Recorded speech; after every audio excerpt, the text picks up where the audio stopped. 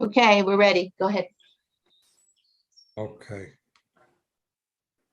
I'm trying to hit my YouTube here. All right, ready to go? Joanne? Okay. Good evening, ladies and gentlemen. Welcome to a regularly scheduled meeting of the Zoning Commission, the City of Danbury. June 27, 2023. Let the record show we will begin with a roll call at 7:34. Commissioner Coelho. Here. David. I see him here. Commissioner Fay. Here. Commissioner Hawley. Here.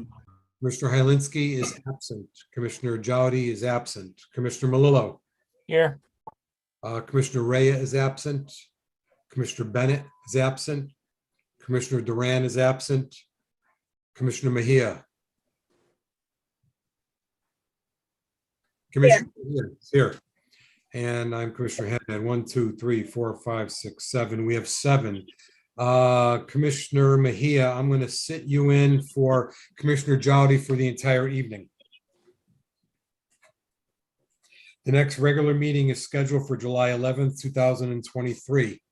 If we can all please stand for the Pledge of Allegiance. I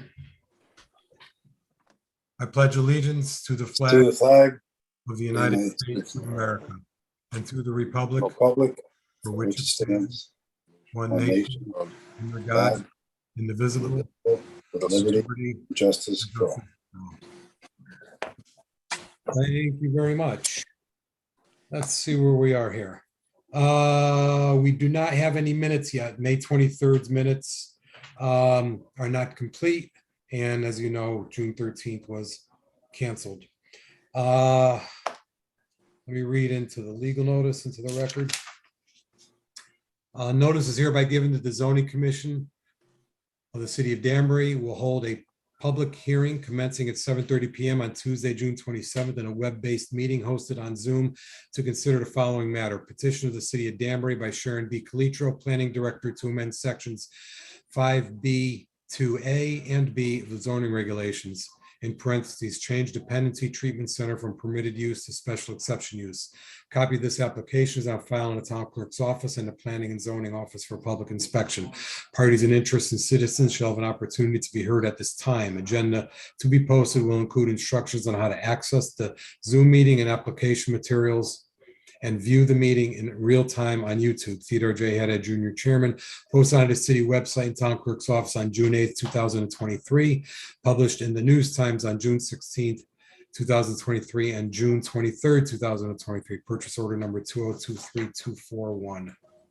Mr. Chairman, Yes, Mr. Paulino's here and he has his hand raised, so I guess he just wants to tell you he's not staying, but can you Oh. recognize him? sure. Mr. Polino, Hi, how are you? how are you? Doing well, doing well.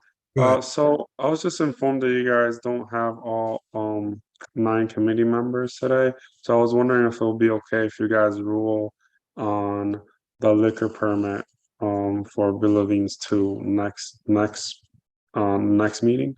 Absolutely. What we try to do is have the 9. Because as you know, or maybe you do know, or maybe don't know, the majority as defined by the Connecticut zoning statute, is the majority of the body, not the majority of those present. So it would be 6. And Okay. and right now it's have 7 people here to get out of 7. Yeah, everyone has better odds getting 6 out of 9. Or if it was that's on supermajority, or 5 out of 9 if it was on regular. So yes, and in fact, even if you weren't going to be heard at this moment, I was going to announce that nothing will be voted on. So anything that's on the agenda looking for a vote is not going to be voted on. So you don't have to stay. You're more than welcome to if you'd like. As a citizen, you could speak on the other matters if you'd like as well. And then I just have one more remark. Just wanted to let you guys know that the client is taking out a permit to fix all the windows. So he's gotten that ball kind of rolling. So I Okay, just wanted to let you know. run that by the office. The staff. Thank you. Thank you, guys. All right, let's see. Point of clarification, Mr. Haddad. Yes, Just want to clarify before Mr. Paulino leaves that the public hearing has closed so that what he just told us would not be included in the record. That's right. We're not, it's too late for that. So if you want to mention Okay. it, staff, Thank you. you can for their purposes, but we didn't hear it. All right, thank you. Thank you. Bye. Okay. I read the legal notice, complete, yes. The agenda was filed on June 21st, 2023 at 4:38 PM in the town clerk's office. The first public hearing this evening is a petition of the city of Danbury by Sharon B. Calitro, Planning Director, to amend sections 5B, 2A, and B of the zoning regulations, change dependency treatment center from permitted use to special exception use. Where are you? You are here.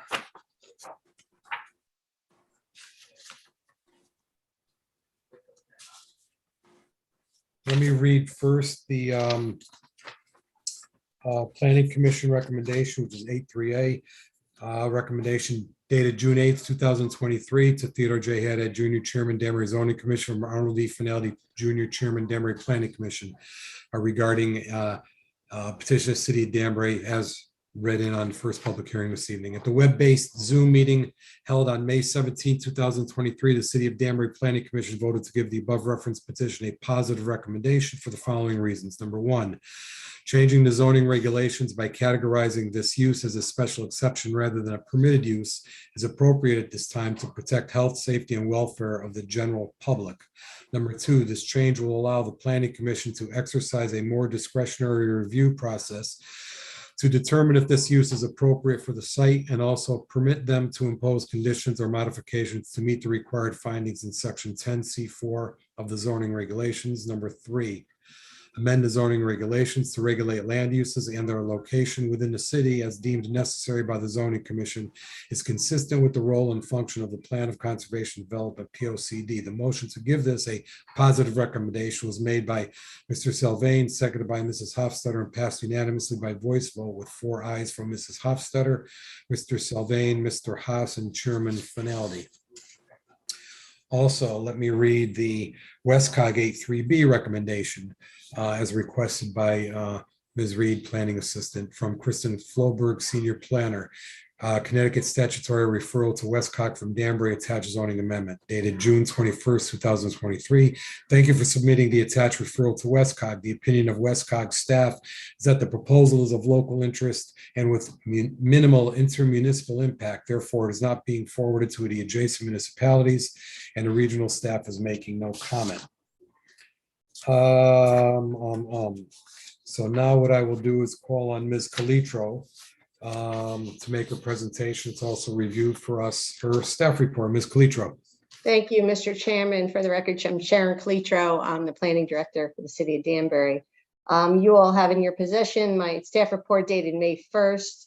This is a petition we submitted to amend the zoning regulations, sections 5B2A and 5B2B in the CA80 zone to delete dependency treatment center as a permitted use in the CA80 zone and add it as a special exception use. So we're just switching which use category it is in, and then renumber the remaining uses consecutively. As you may know, in section 2B, a dependency treatment center is a defined use. It's an establishment which provides care and treatment to substance abusive or dependent persons in temporary residential occupancy in conjunction with said care and treatment, which may include cooking and eating facilities as licensed by the Department of Health of the state of Connecticut pursuant to section 19A 493 of the Connecticut General Statutes. This use was actually added to our zoning regulations in 2000 at the request of MCCA. And the amendment was approved, and then they simultaneously submitted a petition to rezone their property on Old Bridgebury Road from IL 40 to CA80. And that facility, the MCCA facility, which is a dependency treatment center, is the only dependency treatment center use in the city, and no other zones allow this use. The proposed amendment to delete the use from the list of permitted uses and add it instead as a special exception would help limit the potential for several similar dependency treatment center uses to locate in the CA80 zone. And as you know, moving it from one to another would allow a particular site to be vetted through the special exception process and site plan review process before the Planning Commission, as noted in 10C of the regulations, which does require a public hearing. And the Planning Commission is required to issue findings pursuant to 10C4 of the regulations in order to do so. And they can impose conditions and modifications to address any concerns on a particular site that would come up during that process. And if approved, the MCCA use would be allowed to continue. It would be considered a non-conforming use, and in accordance with the state statutes, our regulation, no zoning regulations can prohibit the continuance of the non-conforming use or require a special exception for its continuance. In other words, they can continue to operate exactly like they are, as that site appears to be pretty much developed. They do have residential units on there. They have an office building with services.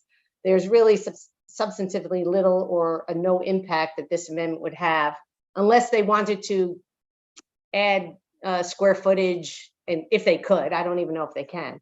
In that case, we would recommend to them to just go to the Planning Commission and get approved, file the existing approved site plan as a special exception, and get that processed. And then they would be able to expand with no issue. That approval was issued in 1999. And they had a bunch of revisions up until in 2005 and 2006. So they would remain as is. We would work with them if they wanted to file a grant for a grant of special exception, but they don't have to under the law to continue. And as you know, changing the regulations and categorizing this use as a special exception rather than a permitted use is, as in our opinion, appropriate at this time to protect the health, safety, and welfare of the general public. And the opportunity to make those changes was very clear in that ECB decision, ECB Realty LLC versus City of Danbury Planning Commission, Zoning Commission. And I just quoted from what the judge said, you know, when choosing to amend the regulations, you're acting in your legislative authority. And when you're doing that, you can do it at any time. You feel you're free to modify your regulations whenever experience, whatever time frame there is, and whatever responsible planning for contemporary or future conditions reasonably indicate the need for a change. And that's why we brought it before you. The option, it's interesting because the option of classifying these use as a special exception use was actually discussed in 2000 at the public hearing when the original text for MCCA was proposed, and the Planning Commission issued a negative recommendation at that time, 30 years ago, because they thought it should be a special exception use, but the Zoning Commission approved it as it was submitted, which was a permitted use. So that's a kind of an interesting little take on what happened. So we're just kind of going back to exactly what the Planning Commission thought should be done at that time. In any case, it's in terms of consistency with the plan of conservation and development. It's a guide, as you know, that's a guide for future actions. And one of the functions is to balance competing public and private interests and the demands on land, and to come up with this orderly and rational way to determine what's in the best interest for the community as a whole. And amending this particular land use and changing its categories is appropriate at this time. We're not deleting it from the zoning regulations. We're just moving it from one use category to another. And that would allow for a more discretionary process, as I indicated. So obviously we support this amendment, and I will take any questions you have. I would also ask the chair, again, similar to the previous discussion, because since there's only 7 members present, even though we only need a majority of the zoning commission, I would ask if it's possible, when we get to the end of this, and appropriate to close the public hearing tonight, that we just defer action on it until the full 9-member board can take action on it. Thank you. Thank you. I don't see a problem with that. Commission members, any questions of Ms. Calitro at this time? I have a question. Commission or the staff report? Commissioner Hawley. Yeah, thank you. So could you explain the current process right now if like one of these facilities were to be opened under current regulations and how it could like change like process wise? Sure. So it's a permitted use in the CA80 zone right now, a dependency treatment center. So if somebody came in and wanted to change the use of a building to this use, they would just go through an administrative site plan review process, which means they submit their application to the Department of Planning and Zoning. We send it out to the various departments. There's no public hearing process. The change would move it to the special exception category, which requires it to have a public hearing and mandates that the Planning Commission make certain findings in accordance with the regulations, and they can attach specific conditions related to things that they feel are necessary to protect the public health, safety, and welfare. So it's a different process and one that would require a public hearing, unlike where it is today, which does not. Yeah, great, thank you. And also I have a second question, if that's okay. Sure, absolutely. If MCCA were to be like, acquired by like a large hospital group or something, would they still then be a like non-conforming use, or would they have to apply for a special exception? No, the law in Connecticut is the zoning regulations can't require them to get a special exception because they were a permitted use at the time they were approved. It's just if they wanted to, expand their building. I honestly, I don't think I've looked at their site plan in some detail and the grades and everything like that. I don't think they could get another residential unit there. But if they wanted to do something and expand their use, that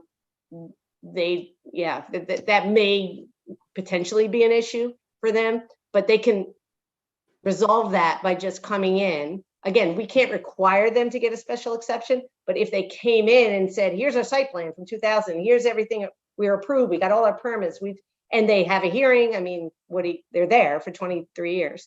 And then they would be a special exception use, and then they wouldn't have that kind of issue related to expansion. Because the law again says you're not supposed to expand a non-conforming use. But they're pretty well built out on that corner. All right, well, thank you. Sure. Thank you. Commissioner Melillo. Yes, Ms. Calitro, two questions. One, just to expand on Mr. Hawley's last question, just I think for further confirmation, and then a second one. But the first one, a non-conforming use is designated to the land itself, not the business owner. Is that correct? Well, you can have a non-conforming.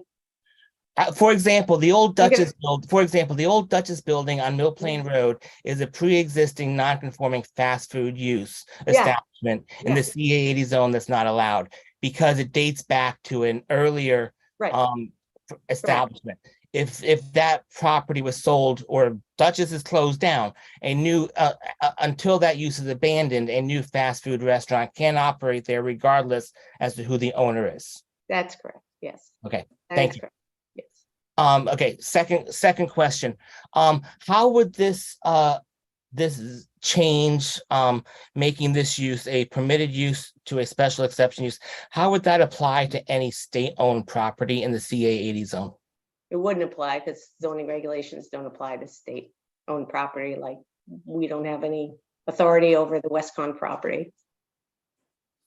Okay, thank you. Sure. Thank you. Thank you all. Commissioners, any other questions of Ms. Calitro at this time? Commission members? Commissioner Coelho. Along those same lines, I just had a question for Mrs. Calitro. If for some reason, say MCCA should close, move out of town, that becomes vacant space. It's not a pre-existing non-conforming. So if somebody else were to reoccupy, is that not an allowable use in that location? It is. There would have to be an intent. Just because you sell it or close it is not an intent to abandon the use. There under the land use law, there has to be a clear, like I'm giving up this use, And just because you let it go for a certain period of time doesn't necessarily mean, I'm not a land use attorney, but it doesn't necessarily mean you have abandoned it. So somebody else could go in hypothetically, in that, on that parcel. Different companies say, Yes, a different company, same use. thank you. Thank you. Commission members, any other questions of Ms. Calitro at this time? I think we can't force anyone to apply for it, but their best or plan of action would be just to apply. And it's been existing. They would come, they'd apply, and they'd become conforming. Right. I mean, it's not going to affect their business to be pre-existing non-conforming. It might affect their lender or their mortgage status or something. If they're, yeah. It's still their decision to do, but that's a very simple thing, in my opinion, for them to do. Can I ask a clarification on that, Mr. Haddad? Absolutely, Commissioner Melillo, yes. Just for hypothetical circumstances, Ms. Calitro, should an pre-existing non-conforming business apply that would require a special exception to be conforming, should they apply for that special exception and the special exception for some reason happen to be denied, they would still be allowed to continue under their pre-existing non-conforming status, correct? Probably, yeah. Again, I'm not an attorney, but I mean, that's just logical. Yeah. They're just trying to, I mean, they have they're a legal non-conforming. They're just trying to get a grant so that if they want to do anything, but that doesn't relinquish the fact that they're still a legal non-conforming use. Okay, just wanted to make sure. Yeah. Well, didn't we actually have someone come in and say they were getting funding from the state and the state wanted them to be conforming? So sometimes lenders require that, but that's still their call. I really haven't seen, if I could just address that, Mr. Chairman. I mean, I really haven't seen or could see, unless there were some significant problems with the operation of some facility for which they couldn't figure out how to condition the planning commission, or somebody didn't want to accept the condition that would stand in the way of kind of, an approval for a grant of special exception for a facility that's been operating under all existing permits with no issue for 23 years. Yep, agreed. I agree. Anything else? Thank you. Commission members, anything else of Ms. Calitro at this time? Commission members? So now let me ask, is there anyone else wishing to speak in favor of this petition? Is there anyone wishing to speak in favor of this petition? Mr. Chairman, Councilman Rotello? thank you and good evening, or Good evening. it kind of looks like good afternoon. Yeah, Paul Rotello, 13 Linden Place, Danbury. I represent the 6th Ward, and I guess more germane, I represent people in the reserve. And they have told me, the heads of the various housing associations, that they are always in favor of more information versus less, always in favor of public participation, the ability to participate publicly. And while not everybody can parse the difference between a special exception and a permitted use, they generally favor a petition like this. So I just want to get that on the record. Thank you. I'm sorry. Can you just repeat that last sentence you said? Because you tailed off. Yes, well, not everybody can really parse the difference between, say, a special exception and the conditions thereof. Like we had a little discussion previously, if you applied for a special exception and you were denied, would you still be non-conforming? Well, I don't expect everybody in the reserve to understand the difference, the specificity between, say, a special exception and a permitted use. In general, the members, the officers of the HOA are in favor of a petition like this. Oh, got it. Got it. Thank you. Great. Thank you very much. Commission members, any questions of Councilman Rotello? Anyone else wishing to speak in favor of this petition? Anyone else wishing to speak in favor of this petition? Anyone else wishing to speak in favor of this petition? Is there anyone wishing to speak in opposition to this petition? Is there anyone wishing to speak in opposition to this petition? Anyone wishing to speak in opposition to this petition? Not hearing any or seeing any hands. Ms. Calitro, anything you want to close with? No, thank you. I appreciate all the good questions. And again, just ask that you close the hearing and defer any action until the full board is there. Thank you very much. Commission members, I'll ask one more time if you have any questions of Ms. Calitro. And then I would look for a motion to close this public hearing. I don't see any. Commissioner Malillo, Seeing as how staff is also petitioner, therefore there would be no further staff comments. I'll make a motion to close the public hearing. Second. thank you. Motion by Commissioner Malillo to close the public hearing, second by Commissioner Fay. Any discussion? All those in favor signify by saying aye. Aye. All those opposed? Not hearing any opposition or seeing any, this public hearing is closed. And Ms. Calitro, we will honor that request to not take any action with only 7 members this evening. Thank you. So we do have continuation of a public hearing, and that's a petition of American Polish Citizens Club property owner Raquel Diaz and Yeni Lopez, applicants for expansion of the special permit for cafe liquor for Copacabana Cafe, 12 Ive Street, I-14244 in the CBD zone. This was not closed. It's a continuation of a public hearing. So we did get some, where is it? It's right here. So we did get some additional information that was posted and was made public. And I think one of those, let's do the easy one first, was the revised floor plan. So we all got a copy of the revised floor plan. I think it was a little bit better than the last one we saw. And it does show their existing and their proposed and the bar and the exits and the entrances and some other comments on that. Additionally, we got a information on the police report, which I'll call on Ms. Calitro if she can. Mr. Haddad, before we move to the police report, Sure, yes, go. I might be wrong. It might just be I'm not zoomed in enough on my computer, but this revised floor plan, does it show seating? Well, let's see. First of all, the first one we had was just basically blank. Does this show? Mr. Chairman, excuse me, it does. It does. It does. It does. Okay. Yeah, I'm not It's having very a paper faint. Yeah, copy. it's very, very faint. You'd have to, we have a printout of it and it's faint, so I can imagine. But it does show seats on the bar and along the, if you're looking at it on the right-hand side. And some tables too. And Okay. some, yeah, seats and tables. Thank you. I just wanted to get on the record that it was a complete floor plan or it was not a complete floor plan. That's all, Mr. Yeah. Haddad. No, thank you very much. So, commission members, the original, it just didn't copy out to us.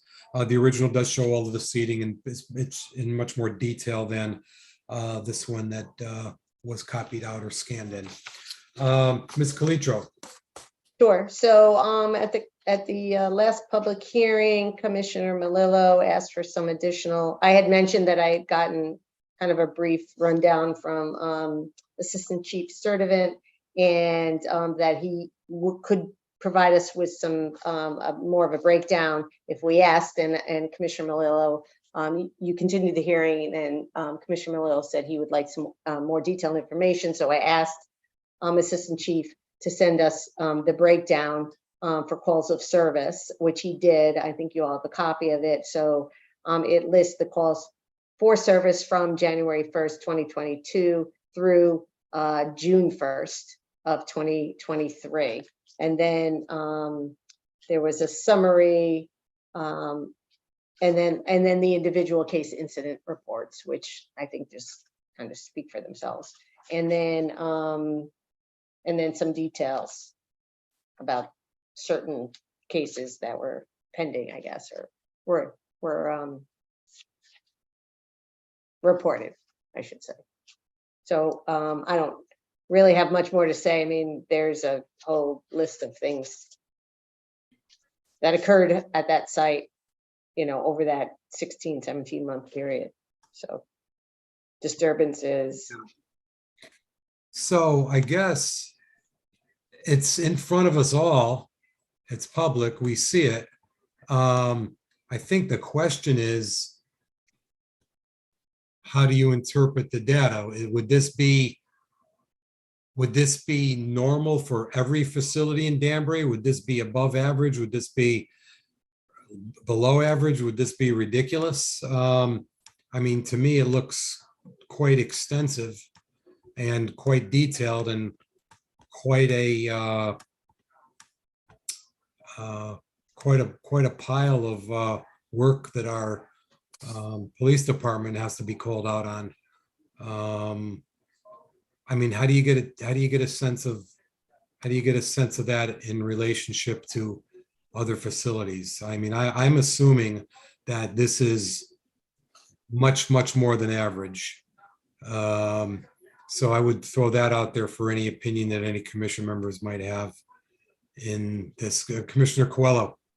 Yeah, I'd have to agree with you. I think the thing that probably concerns me the most is the shots being fired. You know, that call, Yeah.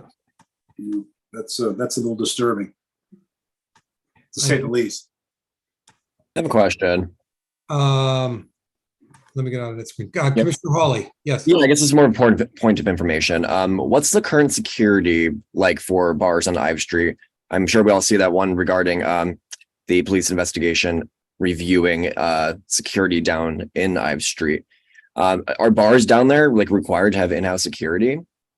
Or is it just like the police get called when there's an issue? I don't think anybody's required to have any in-house security. I don't even know if anybody does. Maybe if it's a big enough facility, they have a bouncer, 2 bouncers, or somebody that stands at the door carding people. I don't know if they do that anymore. Maybe I'm dating myself. Every time in the old days when I'd go out, somebody stood at the door and says, "Let me see your license." And then they determine if it was real or fake. So I don't know if anybody does that now, but I don't think there's any requirement for that. I don't know if the Liquor Commission, too bad Mr. Jody wasn't here. He could have told us that answer based on his prior experience. Ms. Mr. Chairman, I would only say that facilities that have entertainment licenses also have some responsibility to kind of make sure things, I'm not sure you call them bouncers anymore, but just in terms of keeping things under control. I'm not 100% sure. Maybe Joanne knows the answer if they have a valid entertainment license here or not. But yeah, I would tend to agree with you. I don't know if that's a requirement or not a requirement. Excuse me. Yeah. No, it's They not do a not. requirement of an entertainment license. That's not something they have to do. Thanks. No, I'm just saying, do they have an entertainment license here? Yes. They do. They have an entertainment license there, but Right. that's, that's not. Just to one of the clarify, they're not requirements. required by any kind of statutory or local guidelines that they need to have in-house security. That's I don't think there is necessarily any requirement for that, but I don't know for sure. I don't know the liquor control laws on, and neither of us do. So it's just, there are some responsibilities for maintaining the property and the area outside the property and the crowds related to the entertainment license. That there is, but whether that means there's a quote unquote security, I couldn't tell you. okay. All right. Thank you. Even if there was, it doesn't look like they're doing much of a good job. And I see Commissioner Malillo's hand is up. Commissioner Malillo. Yeah, just for clarification purposes, the entertainment license is associated with any entertainment on the premises. The entertainment license, I believe, Ms. Calitro, would not be necessary just to serve alcohol. So they could, even if they abandoned the entertainment license or lost the entertainment license, they would still be able to operate with an alcohol serving, correct? No question about that. That's correct. Yeah. Thank you. So, I mean, I don't know what to say. You can look at this in a lot of different ways. They're looking to double their size. Does this mean that they'll have double the police incidents in a year from now?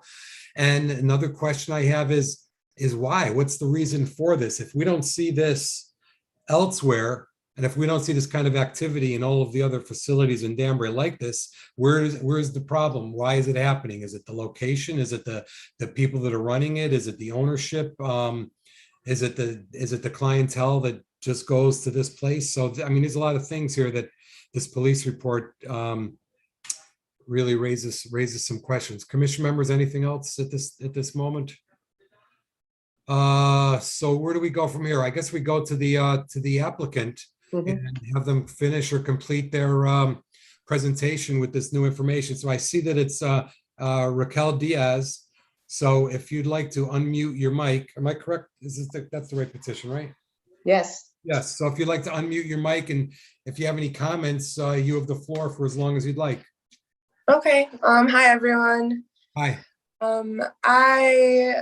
I was looking at the incident report, and yes, it is a lot of calls, but many of these calls, like of shots fired, that's never like happened inside the bar or outside the bar that they come in and, oh, like shots are fired relating to your bar.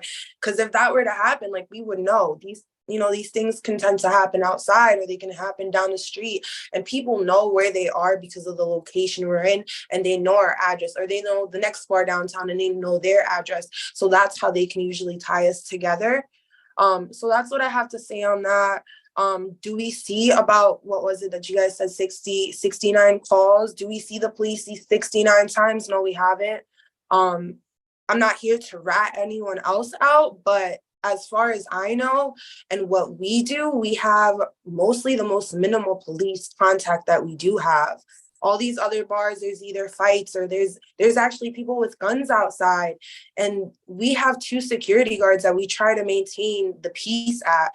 We stop the intoxication at the best that we can. Yeah, sometimes people come in intoxicated from other bars, and we may not notice it right away, but once we do, then it's over, because we know we can't keep serving these people that are so past the limit, and to expect them to be able to get home or, take care of themselves the way that they should. What else? Robbery, as far as I know, robbery hasn't happened inside of our bar.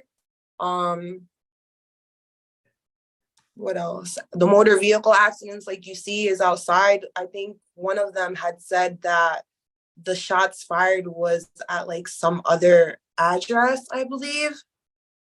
So a lot of people sometimes just tie these bars into ours. We don't have heavy security force. Have we heard of that? Yes, we have. The other bars have some very heavily enforced with the chest stuff, and they look very legit. And sometimes, do they use excessive force? Yes, I've seen it. I go around to just see how it's going on at night and see, oh, it's like our business just someone that's going slow. Like, how's it going around here? There are bars that stay open until 5 a.m. There's bars that actually don't follow the laws that they should be following.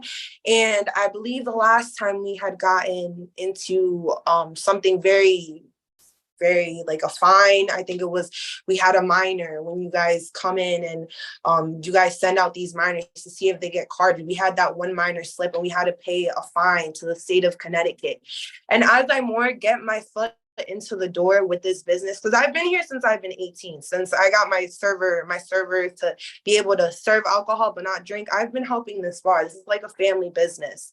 So I've been there since the first day. As I get older and as I'm able to have more of a word and, tell everyone this is how it has to go, because this is what we have to do. Because I want to go home. I have 2 kids. I want to go home. I do this as my second job to help out the family. We all work together, like I said. So the more that I have more of a say and more of like, we have to do this, that, and the third, so we're not under everyone else's eye, everything has been going way more smoother than it was before. I don't know if it's just I don't have the time for this. I don't want to be dealing with all these incidents that could just be avoided if everyone just listened.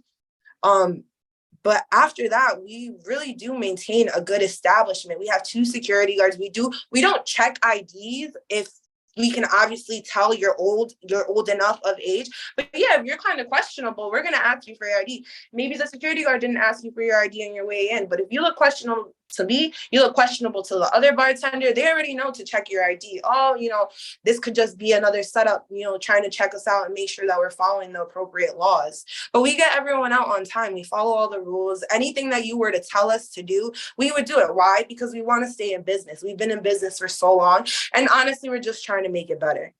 Like anything that we can follow, we can do to work with you guys and, get your approval, we would do it. Why? Because we don't want to close. We don't want to have to reduce the amount of traffic that we have.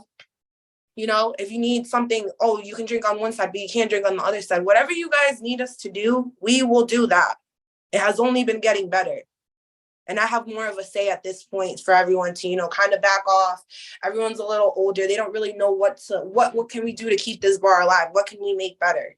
And that's where I'm kind of been stepping in. Everyone works together as a team. And I can't say anything else other than I'm sorry. Like I've mentioned before, I'm sorry for what they did. I'm sorry for them knowing what they should have done, and they still did it anyway. It was during COVID, I believe. And luckily we were able to keep our business and not have to be one of the ones to shut it down. We had to shut down another hair. My mom had a hair business. We had to shut that down. So we were lucky to be able to maintain, and we still owe rent from the time that we were closed to still try and to catch up from this whole time that we were closed, you know? So how long have you been on the premises helping out the family? Since I was 18, but I've been helping since I was like 16. This is like a family business. Well, I'm not going to ask how old are you because that's not right. But how long have you been there since? What? Give me a date. What year? 18.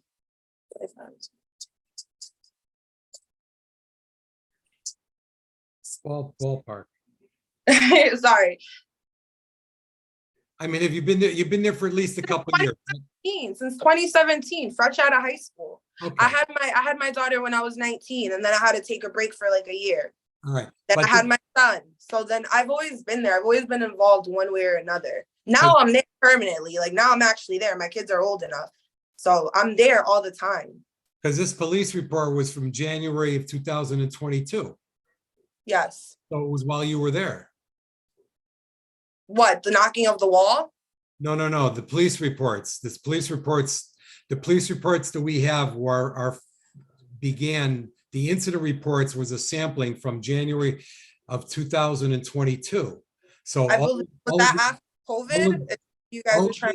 all of these incidents happened while you were there.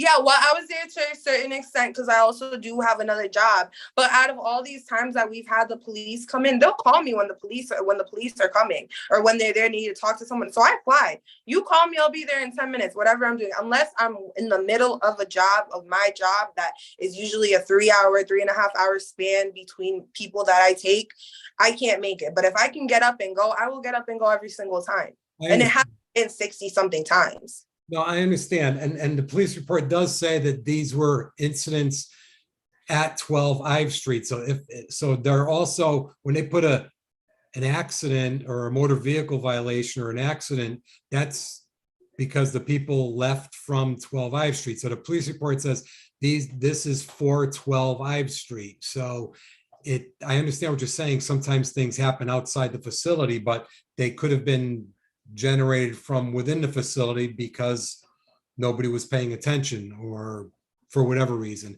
The other issue is when somebody walks into your place intoxicated and you don't notice it right away, I don't really know what the proper procedure is. Do you tell them to leave by letting someone intoxicated outside, or you let them stay inside, sober up, and maybe cause trouble because they're intoxicated? So I know you're in a tough position. But I mean, it is what it is. We were presented with an incident report and we've heard your explanation on it. So which I think. Call the taxis sometimes. Like we know you good enough and we know you're intoxicated. We'll call a taxi and they'll bring you home. Most of the time, these people are known around the area because of not just our Spanish bar that is on that strip, that these people know who they're bringing home or how they're getting home. So we also take that extra step. And yes, if someone's intoxicated, you don't have to pay for the water. I'll give you some water. You need some food. You need some chips. You need help sobering up. We're not going to serve you because we know you need to get home. God forbid. I think there was an accident a while ago and they were trying to connect these people back to where they last were. And I think they had came in and asked us to. And it was no, luckily it wasn't us. And it was a very bad car accident. Yeah. And how it can just tie you back to, cause maybe someone's death or something bad to happen to that extent. I know I know it's a tough business. It's a tough industry and you're always in a tough spot. So I'm going to ask commission members if they have any questions of you, but I saw Commissioner Mejia's hand was up. It's down now. So let me go to Commissioner Melillo, and Commissioner Mejia, if you want to step up next, I'll call on you. Commissioner Melillo. Yeah, just a quick, and the applicant may not remember this, and so Ms. Calitro may have to chime in to answer it. I'm just wanting to remind myself, because I was looking and I think it came up at the last meeting, but we don't have the minutes. What was the date that they had applied for the special exception prior, which was denied, which led to the expansion? Yeah, good question. Something tells me like 4 years, 5 years, something. I Yeah, feel just like give it me a was, second. I have, yeah. Wait a think minute, it was longer denied than that. 2015. It was 2015. denied Okay, in 2015. thank you. Yep. Yeah, here it is. In 2015, the zoning commission denied the applicant's request for an expansion. Yeah, okay. Yeah. 8 years. Any other questions, commission members? Commission members, any other questions at this time? I see Commissioner David. Yes, I just want to tell you, I stopped over there to look at this place and I spoke to the applicant and she wasn't there, her bartender was there, and a couple people were there. So she came down in 20 minutes when I came to look at the place. And I would ask her why she's why she has the two pool tables back there. I asked her and she told me. So I'll tell you what she said. She said, "Hey, I got two pool tables there. I looked at them. And that's what's in this back room. Doesn't look that big. The pool tables take up most of the space. So she wants this activity in there so people can cut down on their drinking. They got something else to do other than sit there and get all buzzed up." I met her. She's a very cordial, nice person. She brought her baby in there. Typical 25-year-old, in my opinion. Trying to make it. I personally would give her a chance. Looks like she's trying hard, and it's a tough area. There's a lot of stuff going on down there. So that's my opinion. That's what I saw, and you take it from what you see. Thank you, Commissioner David. Commission members, any other commission members have anything to say? Commissioner Mejia, are you there? Did you have any questions? I'm here. I don't have any questions. Okay, I saw your hand earlier. Okay, thank you very much. Commission members, anything else? Commissioner Coelho. I'm just going to refer to the floor plan that was given out. So there's a small area in the front on the pool table side, if you can see it. So I'm not really sure. It looks like this is split in two halves. I know this is the second half maybe over here. That might be where the hole was opened up. 2 bathrooms, 2 pool tables here. Yeah. Is there like a separate storefront area here? Is this entire area what they're looking to add to their proposed use? I see Joanne nodding yes, yes, yes. Yes, that is correct. Okay. Maybe we can have her ask, what is that front storefront area where the door is? Yeah, looks like it's swinging the wrong way, There's a number wall one. there with the door. Yep. Ms. Diaz, what is that front area on the new store? Do you know? So that's storage. That's where we keep our empty bottles, or like we can put our stuff in there. That's what we have in that little space. So this is a storefront here though, right? A storefront, yes, it is a storefront, but it's covered up, like it's all black, so no one can see. It's just our storage room. Oh, your storage room is on the street side. Okay. So that Excuse me, would- Mr. Chairman. This wouldn't be a means of egress out, or? That door connects the storage to the other side where the clients are. Excuse me, Mr. Chairman. Sean Hardy had been to the site and he gave me all that information and I added it to the floor plan. Like the doors and stuff. He said that the fire marshal wanted that door on the new side to be exit only. Right. And it's supposed to be Mhm. locked, so people can't enter through that door. They're only supposed to come through the door on the old side. Okay. And so that's why I put the notes on the floor plan, because he told me all that. He had been there and he was very familiar with the layout. Okay. So thank you for that. So the question is, that storage area cannot be accessed from the public. It's under lock and key only from the owner of the store. Is that correct? Correct. Okay. All right. So the door that goes from the storage room to the pool table, and that's locked up. Nobody can get inside there. The door that goes from that storage room to the outside is exit only. Nobody can go in. And the door behind the staircase that goes back into your original area, that's locked also. Nobody can go into it from there. Yep. Got it. Commissioner Coelho, you got it? Got it, loud and clear. It shows 2 new bathrooms. Are there 2 existing bathrooms that were there before they blew the hole in the wall and accessed the other side, or am I missing something?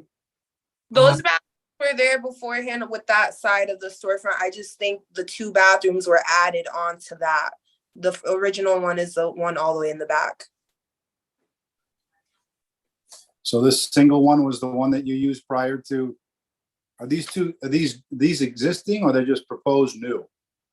Those are existing right now, but those is what we are asking for the paperwork that we have to get done for approval. I guess there's like electrical work that we have to get done or like plumbing that we have to just fix the correct way.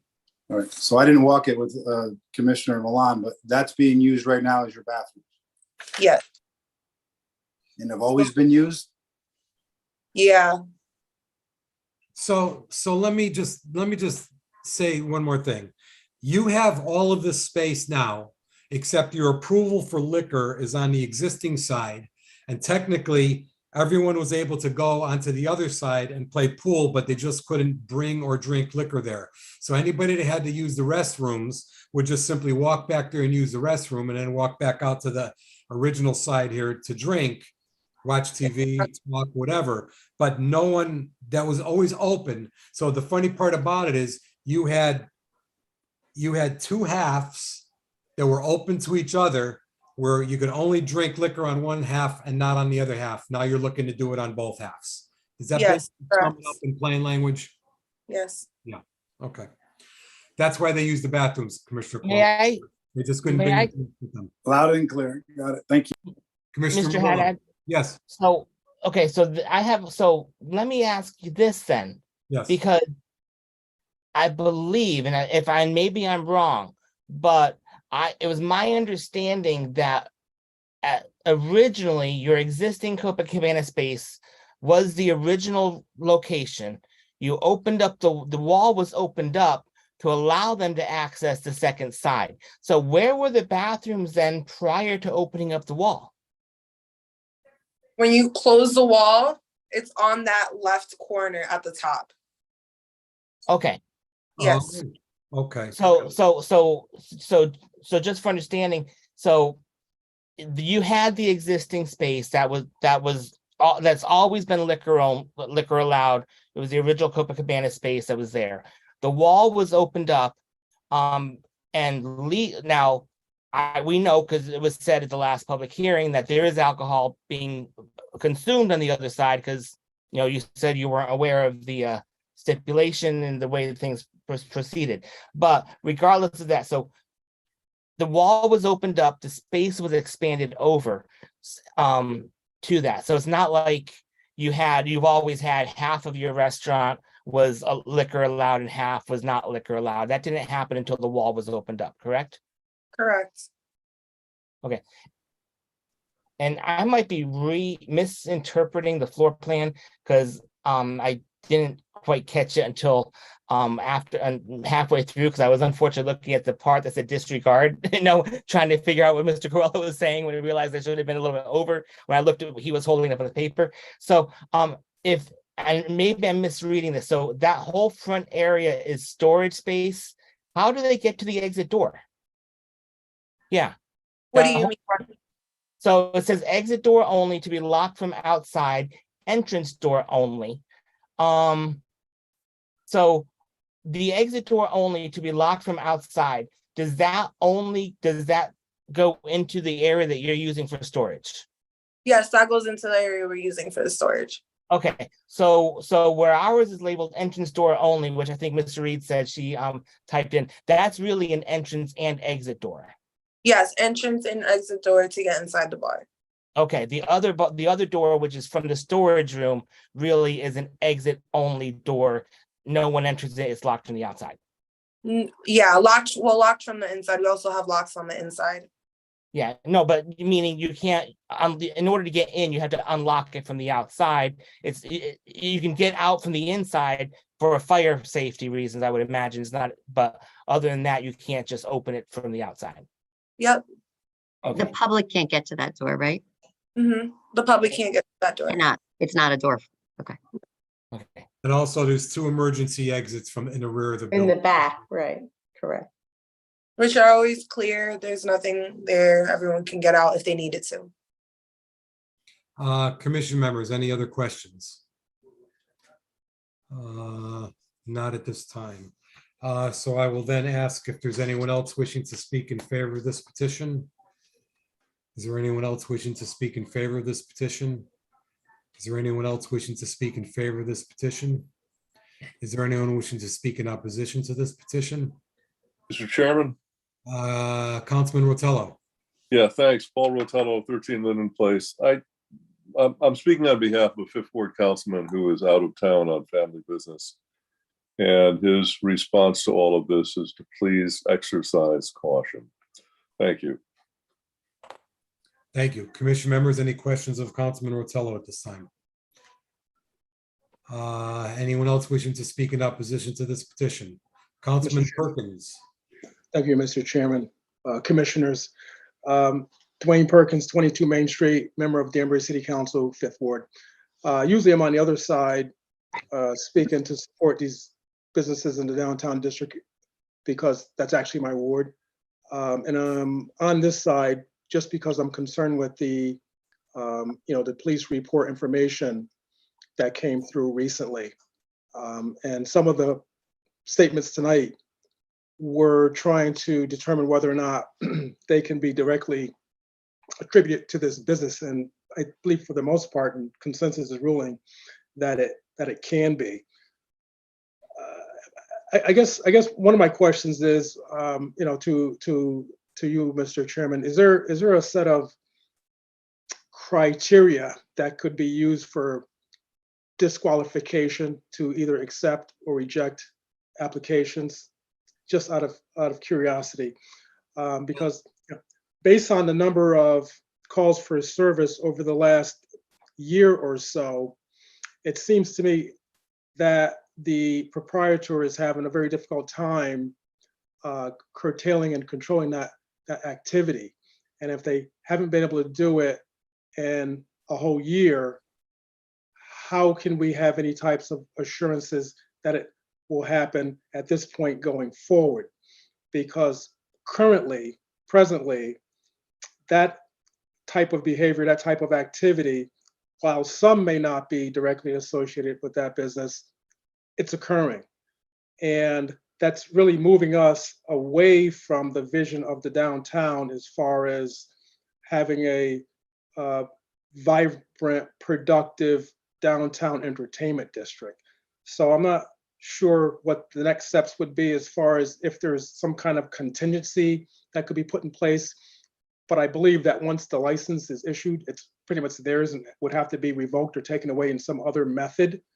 Those are my questions. But I'd like to hear from the petitioner on plans or some type of action plan that they could use to implement to curtail a lot of this type of behavior, because I get a lot of calls and this isn't what we want for the downtown district as it currently exists. Unless there's changes, this wouldn't be a suitable business activity, in my opinion. Thank you, Mr. Chairman, Commissioners. Thank you, Councilman Perkins. To answer your first statement or address your first statement, yes, we always have health, safety, welfare issues like that when we decide on how we vote on matters or what credence we give to any applications in here, as well as others. It could be traffic, it could be other details, but health, safety, and welfare as it relates to the police calls or things like that. Regarding some of your other questions, I would think, and I'm going to let the petitioner address it when she gets her final turn to rebut, to ask the petitioner what their plan would be to try and reduce these police incidents. It's an easier question if somebody was coming to us saying, hi, I'm brand new. I want to take over this facility. I know it's had trouble in the past. But here we're dealing with somebody saying, hey, I've been here for a while and there's problems and I'm looking to double it or I'm looking to expand it and you got to trust me. So I see what you're saying, and that's what I have in my mind right now. It was great to see that she responded to Commissioner David within 20 minutes. And I believe her when she says, I respond when there's problems and there's incidents and I'm not there, I come right down. Maybe the answer is if she's good and strong and firm and gains respect from her employees and the public, that maybe she has to spend more time there, but she has a family. So I don't know. I just don't know. And we're still in the process here of in favor and opposition and still fielding questions and having discussions. So, but your main question would be health, safety, and welfare is one of our main issues as well. Commission members, any other questions of Councilman Perkins at this time? Anyone else wishing to speak in opposition to this petition? Anyone else wishing to speak in opposition to this petition? Anyone else wishing to speak in opposition to this petition? So I'm going to call on you, Ms. Diaz, to respond to anything that you heard tonight or anything new that you might want to add that you didn't think of when you were up a bat the first time around. You know, give us your best pitch if you'd like. So being able to, ever since you guys said this on the last meeting, we've been just trying to figure out what we can do to just make it okay with you guys, make everything just better so everyone's happy. And I think we already have 2 security guards.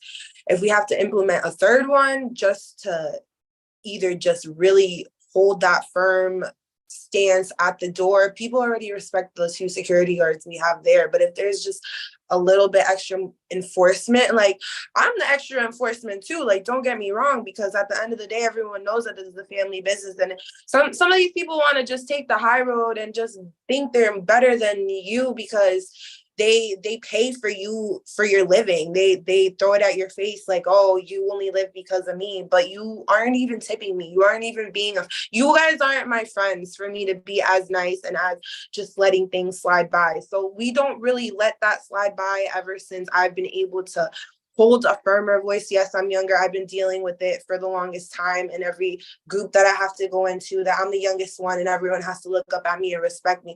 At the end of the day, I want to go home. At the end of the day, I don't want problems. I don't want to be stressed over this business that has been nothing but problems before. That's not what I came here for. I came here I already have my life. I have my other job. It's a self-employed job. It's already enough for me to just carry another stress upon myself. So just moving forward, if we needed that extra security, if we needed to restrict these certain people that we already know that cause trouble, then we're gonna have to restrict them. And that's what we have to do. The IDs, the not in letting people drink more than they should, like anything else that we can do, we will do it. And that's all we've been talking about. Because like we said, yeah, these calls aren't all for us, but they're going to be thrown on us because they have our address. And what can I say? Like, what I'm telling you is that not all of these calls are for us. But if we need to reduce that, then we will have to take those certain measures to reduce that. We check everyone when they walk in through the door. Do they have any arms? Do they have anything that may cause us harm? Do they have anything at all that, you know, we can be in a vulnerable position that we try to avoid? So we're for the public that's watching this, that's not associated with this, I just want to say that we're spending a lot more time on this than we usually do, but it's very important for you. It is very important for me to get on one page with you guys and just be able to get through this and just hopefully move on to the next step, because we can't do any renovations. There's a lot of things that we have to, fix, and we can't do it without, getting the approval from you guys. This is the one step that we're just stuck on right now. So as important as it is to you and your family, it's important for the city as well. And I made that very clear and very important last time, because I was like, I'm the one who has to respond. I'm the one who has to go up against all these big dogs and make them understand that we can't be the previous people that we were before if we want this to happen. Literally screaming in people's faces, like, do you understand the livelihood that we have with this business? I don't think I really understand that besides myself. The consumer in most cases, they don't. So let me take up some more time and just ask you to just try to help out matters or clarify things. So it's Friday night, it's 11 o'clock. It's Saturday night, it's 11 o'clock. What do you have going? You have music playing? You have, it's crowded with all males and females, 50-50, young, old. What's it like? What's yeah, it's an older crowd. It's an older crowd for sure. Mostly, I don't want to say 50-50 men and women, but maybe like 70-30, 65-45 with the men and the women. Definitely a bigger male crowd. Fridays can tend to be slow. It's a little hot, but it hasn't picked up. Saturdays are good days and Sundays are slow because we close at 1 and everyone has to go back to work on Mondays. So we really only see the big traffic on Saturdays, maybe if when it's summertime at 11 and on, but it's usually after 12 when everyone else has kind of already left the other bars, and then they'll start swarming into our bar. And that's usually, I figure, how it happens. People from our bars will swarm into the other bars as well. So you know that the state is contemplating extending the time to 4 a.m. I don't know if that's anything that you're planning on doing, but You've heard personally, I've objected. Like I said, I have 2 kids. I already show up at 9:30 at night. We have someone, there's always someone, the higher up, that's always there supervising. I already have to go in there at 9:30. And then for me to have to stay there until 4 a.m. and close at 4 a.m. and then maybe not leave till 6 a.m. And then I have to start my day at 7 a.m. because I have to get my kids ready, go to school. I got to get myself ready to go to work and start work at 10 a.m. That's not going to happen. So as far as I have voiced my concern, that's not going to happen. Maybe on a weekend, maybe on a Friday to Saturday where I have a Sunday off. But as far as everyone else is concerned, they're not looking forward to staying open until 4 a.m. thank you. Commission members, anything else of Commissioner Melillo? Yes, please. Sure. So let me follow up on Mr. Haddad's question regarding, I'll say Saturday night because you said Saturday night's a busier night than Friday night. So this past weekend, were there people drinking at the pool tables? Yes, there were people with their beers at the pool tables. Okay, which is not allowed because alcohol is not allowed over there, right now, correct? Mm-hmm. So that enforcement would be either people aren't gonna like it, but you can't have your beer over here. If that's the case, you can't bring it. They're gonna get upset. They're gonna want to leave. They're not gonna understand why. But it's because we can't tell them anything else besides we don't have the permission, and then they just look at you like you're crazy. Like, what do you mean you don't have the permission? We don't have the permission. We can't let you guys go onto the other side. And what are they gonna have to do? Accept it because you can't go to the other side. But you're not enforcing it. You're saying rather than get into conflict with them, we're just allowing them to do it. I guess until we try to get through this meeting, I don't really trying to just see. I'm sorry. See, that's part of my problem, because getting through this meeting and getting approval to allow alcohol on that side would allow you to have them over there. Since you were notified months ago, because you had to get this permit put in place for them to be drinking on that side of the establishment, it sounds as though you've not stopped the drinking on that side of the establishment. You said, "Oh, we weren't aware of this mistake," but yet you've continued to allow that mistake to happen. We have talked about it. We have discussed it, but I don't think everyone can get on the same term just yet. How we have to either stop it all as a whole until this is approved, but we have discussed it as to what you guys clear cut trying to not do. Well, so you all can't get on the same page as what the law currently says, but yet you're asking us and saying to grant you permission and maybe even put some restrictions in, which would you be, how would we know that you could then get on the same page with what the new law is when you can't get on the same page with what the current law is? We would do it because we have to do it. Like, that's what we have to do. You have to do it now, though. They're not doing it. Okay. Sorry. No, it's okay. You just verbalized my thought, Mr. Coelho. Yeah, it's like we have to, people are over there breaking the law, and we're going to give an approval for the people that are breaking the law so they can conform, rather than the other way around by saying, okay, let's give it to you so people can go in there and begin their drinking activity. It's just backwards. Yeah, to be honest with you, I would have, to be honest with you, I would have cut you some slack if, at the last meeting, when you said, oh, there was drinking going on there, we said, oh, it's not supposed to be happening. And then at this meeting, if you said, well, we knew there was drinking going on a month ago, but since our last public hearing, when you really brought that out, we've been stopping it, we've been enforcing it, they've not been happy, we've been yelling about it, they've been fighting back with our security people. To be honest with you, I would have been, okay, you found the mistake, you tried to address it, but you knew the mistake and then you didn't address it. And I'm sitting here with a difficulty with that now. Okay. And I think everybody here understands the predicament that you're in. It's hard Yeah, you that's to go over there and to do that. And also for the people to accept the fact that, wait a minute, I can drink over there, but I can't drink over here. So this is tough for you, for them, and for us. Yeah, I understand.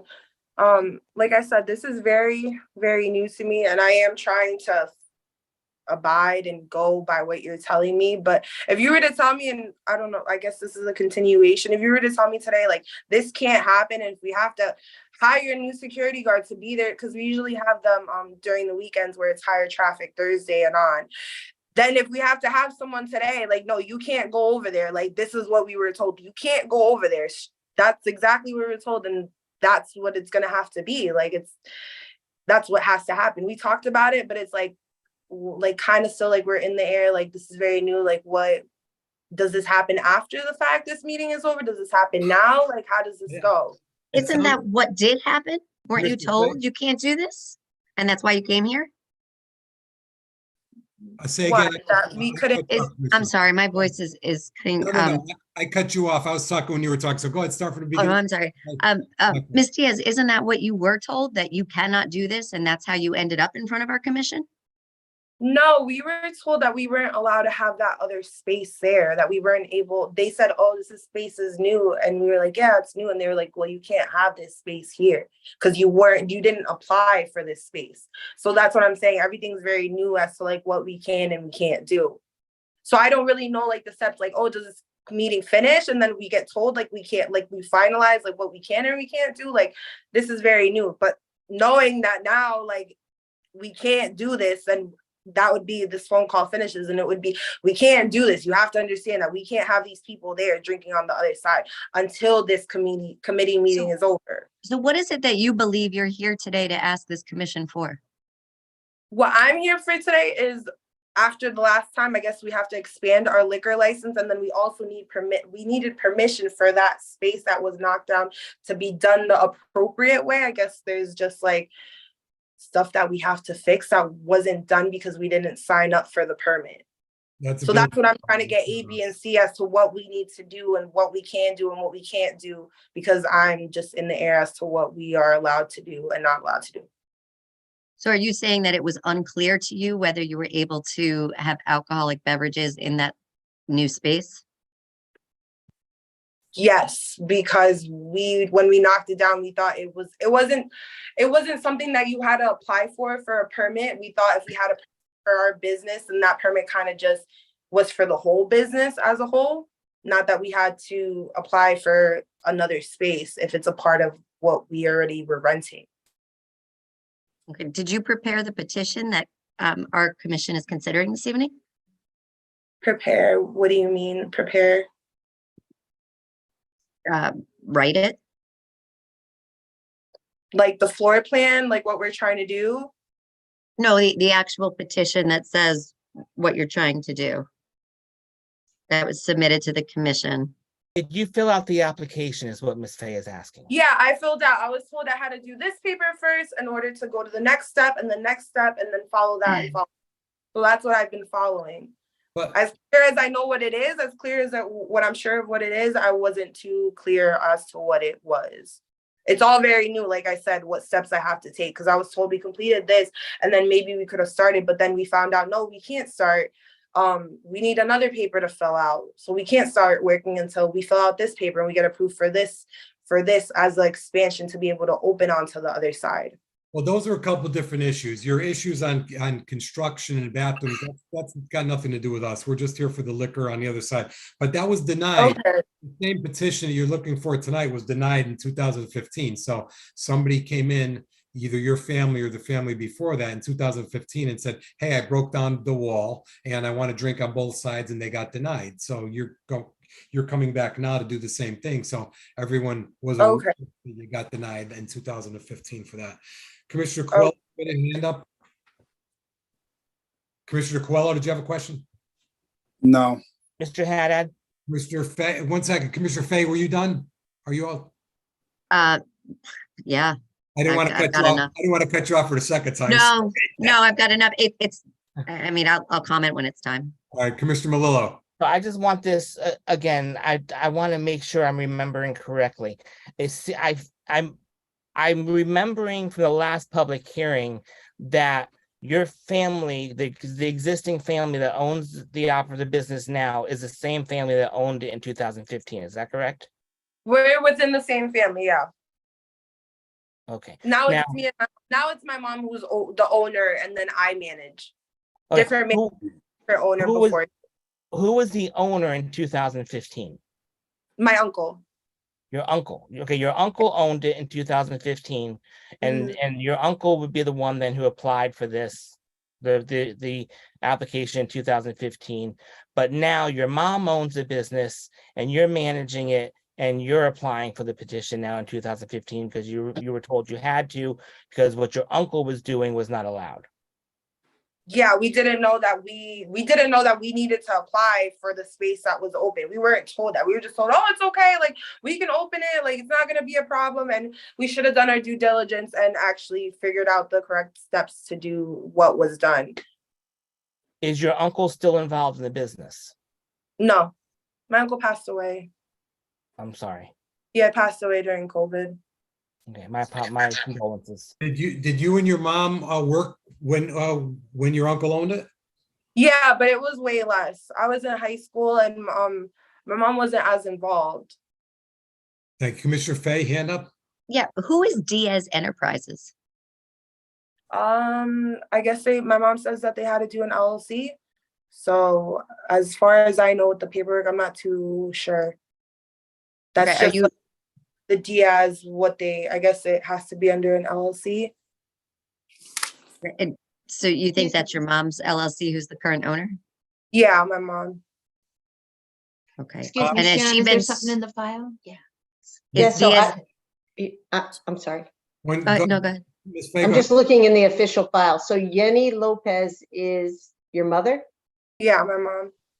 Okay, so just for the record, the waiver to site plan requirements was issued to Yenny Lopez in December of 2022. That allowed a revision to the existing cafe space with the sale of alcoholic beverages, with the condition that they needed approval to have alcoholic beverages in the new space. They had the permission in the old space, which is now why they're here. But in December, my department issued the waiver approval to Yenny Lopez. So And then thereafter, they applied a couple months later, obviously, to get the special permit for the new space. The old space had a special permit for alcohol sales. Excuse me, Sharon, I think in the file, there's a copy of the Secretary of State paperwork that shows who the members are of Diaz Enterprises. It'd be in tiny print, and it's just a white paper, and it's not in there. I know I'm looking. I was actually going to put on the record the advantage of being on home. I could have done this on my iPad at the chambers too. I actually logged in. Diaz Enterprises is the family business. It's located on 12 Ive Street, and it's Yemi and Miss Diaz. Okay, so the members of Diaz Enterprises LLC is Raquel Diaz and Yenny Lopez. Yes. They're the members. Okay. Who's the managing member? Do you know? I don't think it's listed as, let me go down farther. Hold on. I don't see it in here. I went back, I clicked the wrong button. Give me a second.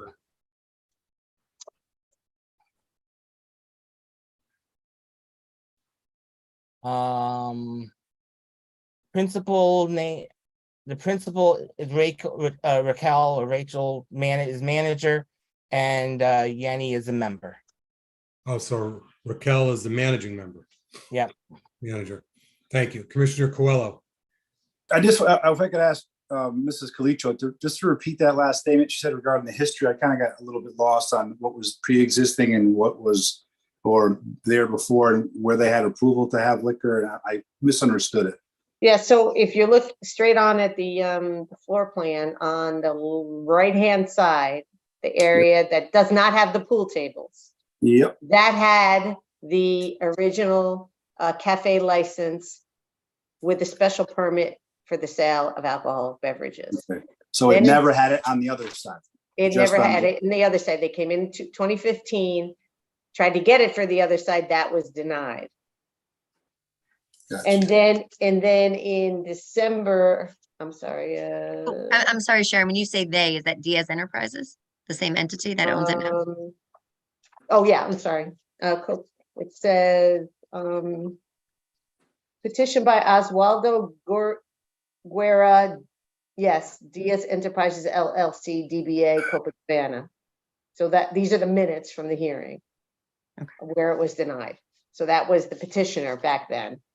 Petition of Oswaldo Guerra / Diaz Enterprises LLC.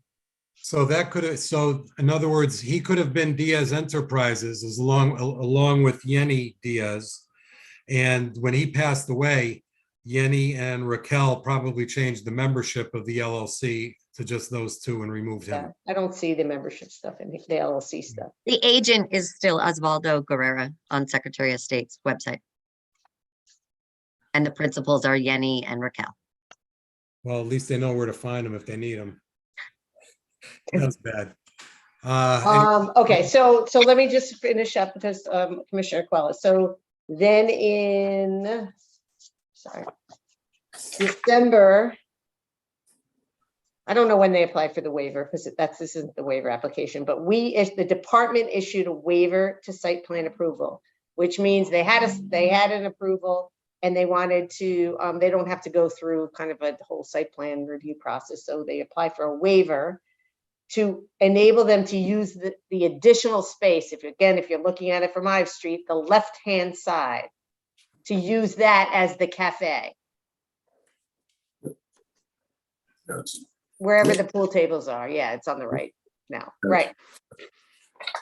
And a condition said you can't use this side until you get a special permit. Because even though you have a special permit and site plan approval for the right-hand side, you only have site plan approval for the left-hand side. You don't have a special permit for the left-hand side, which is why they can't, are not supposed to have alcohol being served or drank on that side. Yeah, Thank you. That was issued in January? December 22nd. December. And then this application followed. Oh, you're right. Here it is. You're right. It says Oswaldo Guerrero. I'm sorry. The state of Connecticut. Yeah. But yeah, that's correct. December 14th, 2022. Thank So they could have the pool tables there. They can have the bathrooms. They can file for permits to do all that stuff. Just can't drink on that side. So they knew that as of December 2022, besides the fact that this came into us recently for an application. Yeah, that's correct. It was Because the pretty clear. condition of the waiver says this is subject, if you, basically you can't have alcohol there until you get a special permit. Paraphrasing, but that's what it says. Yep. Thank you. Thank you. Commission, any other commission members? Any other commission members? Ms. Diaz, go ahead. Why don't you sum up your final comments? Okay, I know, like you guys said, that we applied in December. This hasn't been clear cut at all as we've been trying to do it. We have a general contractor who's been trying to help us. He's had a difficult time as well. So I kind of did take applying and the paperwork into my own hands, just because being told we need to do one paper and then we are told, no, but you need to do another paper, but wait, you have to do this before you can do that. So it hasn't been very clear to me as to what steps it is to go about what we're doing. So like I said, I thought the special permit was for our space. I didn't know that we were already approved to start working on the other side. I thought this is what our special permit was for, to be approved and start fixing whatever we have to fix on the other side. Well, you know, you understand the fixing part and the bathrooms and the wiring, like you talked about before. That's a whole different, that's got nothing to do with this. You're here zoning looking for liquor. Right, Okay. Mr. Chairman, for the record, Yeah. let me just say that Yes. when the waiver to site plan is associated with the use in December was okay. for the cafe on that side, so the pool tables, then you have to go get permits and whatever you want to do. You still Okay. can't sell alcohol, drink alcohol over there until you get approval from this board, this commission Okay, yes, for that's alcoholic beverages. that's what I've been nervous about the whole time, because I didn't know this is what that was. I thought if we finish today and you say no, then we have to just close that whole wall up because you guys didn't approve us to be able to use that side. That's what I had understood. That's Yeah, what that's not the case. That's not the case. You can use it because you're approved as a cafe. You just can't drink over there. You can't have Okay. anybody drinking over there until this commission authorizes it. Okay, that now that's Question. Yeah, Commissioner Melillo. So I'm reading the site plan waiver letter, and it says that the floor plan submitted with the application shows 2 billiard tables and 37 seats, including 7 seats at the bar. So are you looking to install a second 7-seat bar over in the pool room area? no. We have chairs there, but we're not putting another bar on that side. We have Okay, tables there, but because we bar. okay, the reason, because the letter, and it may be, I don't know, I don't know what please understand, I am only reading the letter that was sent to you. I don't know the material that was given to generate this letter, okay? Okay. It says the property owner, okay, the applicant is proposing interior renovations that include the expansion of restrooms and the installation of a 7-seat bar. The floor plan submitted with the application shows 2 billiard tables and 37 total seats, including 7 seats at the bar. So this makes it sound to me as though that part of your intention is to build a 7-seat bar on the pool table side. Are you not looking to do that? No, we're not. There's no way to do it. That would be more cutting down walls and breaking things down, which is everything's already settled on the other side. We're not looking to make it bigger. There wouldn't be the manpower behind the bar to be able to do that. I think we would bring too much of a crowd in to be able to have a big enough bar that goes around to the other side. No, that wasn't my understanding either, Commissioner Melillo. The bar was on the existing side, and it was just going to be the pool tables and renovate the bathrooms. Okay, well, So what they're threw me- expanding that cafe into the cafe use into the next foot, but the seating was going to be on the other side. yeah, what threw me was just the I think where it's the wording. the installation of a 7-seat bar. That's what threw me. Yeah, I think she meant over the course of the entire space, Okay, both pieces of the space. okay, thank you, Ms. Calitra. Okay, anything else, Ms. Diaz, before we wind up? No, I don't have anything else to say. Just Thank you. thank you. Sorry, it's been a little hectic. It's been a little crazy for myself trying to do this whole I understand. by step. If someone else can't get it done, I've been the one. I'll just do it myself, and I'll try and figure it out the best of my ability. Thank you. Commission members, anything else of Ms. Diaz before we wind this thing up? I think we're good. Thank you very much. Commission members, anybody want to make a motion to close this public hearing? Make a motion to close. Commissioner Fay makes a motion to close, second by Commissioner Coelho. Any discussion? Not hearing any. All those in favor signify by saying aye. Aye. Those opposed? Not hearing or seeing any opposition. So this public hearing is closed. Ms. Diaz, as I said, we don't have a full body tonight, so we're not going to be taking any action on this tonight. And the next meeting is July 11th, 2023. July 11th. So what will happen on July 11th? If you could just inform me. Well, what it'll do is it'll get moved to old business for discussion of possible action. We may or may not vote on it. Somebody may make a motion just for discussion purposes. We could discuss it for 5 minutes or an hour and either vote or still not be satisfied yet and continue it to the next meeting. But it will come up for discussion of possible action on July 11th. Okay, all right. All right. You can stay close to Ms. Reed too. She'll walk you through it in case there's any changes in our membership or meeting schedule or absentees or anything like that. Okay, great. Thank you. Thank you. Commission members, moving right along. Petition, the second one this evening, under the continuation public hearing is a petition of Bright Ravens is Danbury LLC to amend section 5B to A, 5B4 and 8C4F of the zoning regulations in parentheses, add hotel conversion as a permitted use with specific use requirements to the CA 80 zone and add parking calculation to the off-street parking table. So we got a lot of stuff. Let me move this over here. We got a lot of stuff that came in, all from Attorney Beecher. So what I'm going to do is I'm going to call on Attorney Beecher and go ahead with your letters and everything that you got here. You Thank you, Mr. Chairman. have the floor. For the record, Tom Beecher. I represent Bright Ravens, and with me tonight is Dan Bertram, the owner of Bright Ravens. It's been a month since we made our last presentation to you. As I indicated to you that I would do, we did make changes to the draft regulation that were suggested by the planning director. We submitted that new draft to you on June 13th, along with my cover letter related to that. The first change we made was to change the language from hotel conversion to hotel to apartment use, mixed use. I also made the same change in the title line of the section. Second, I deleted the phrase multifamily from the first line of section 5B4F so that it now reads redevelopment of existing hotels to an apartment house use, which shall include a mix of uses subject to the following.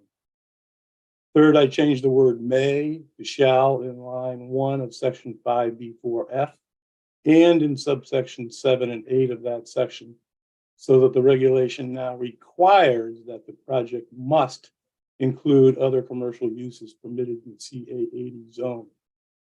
This change also alleviates the concern that this property would become purely residential, even though we never said it would, but it now alleviates that concern for this property or the other property if it ever came in.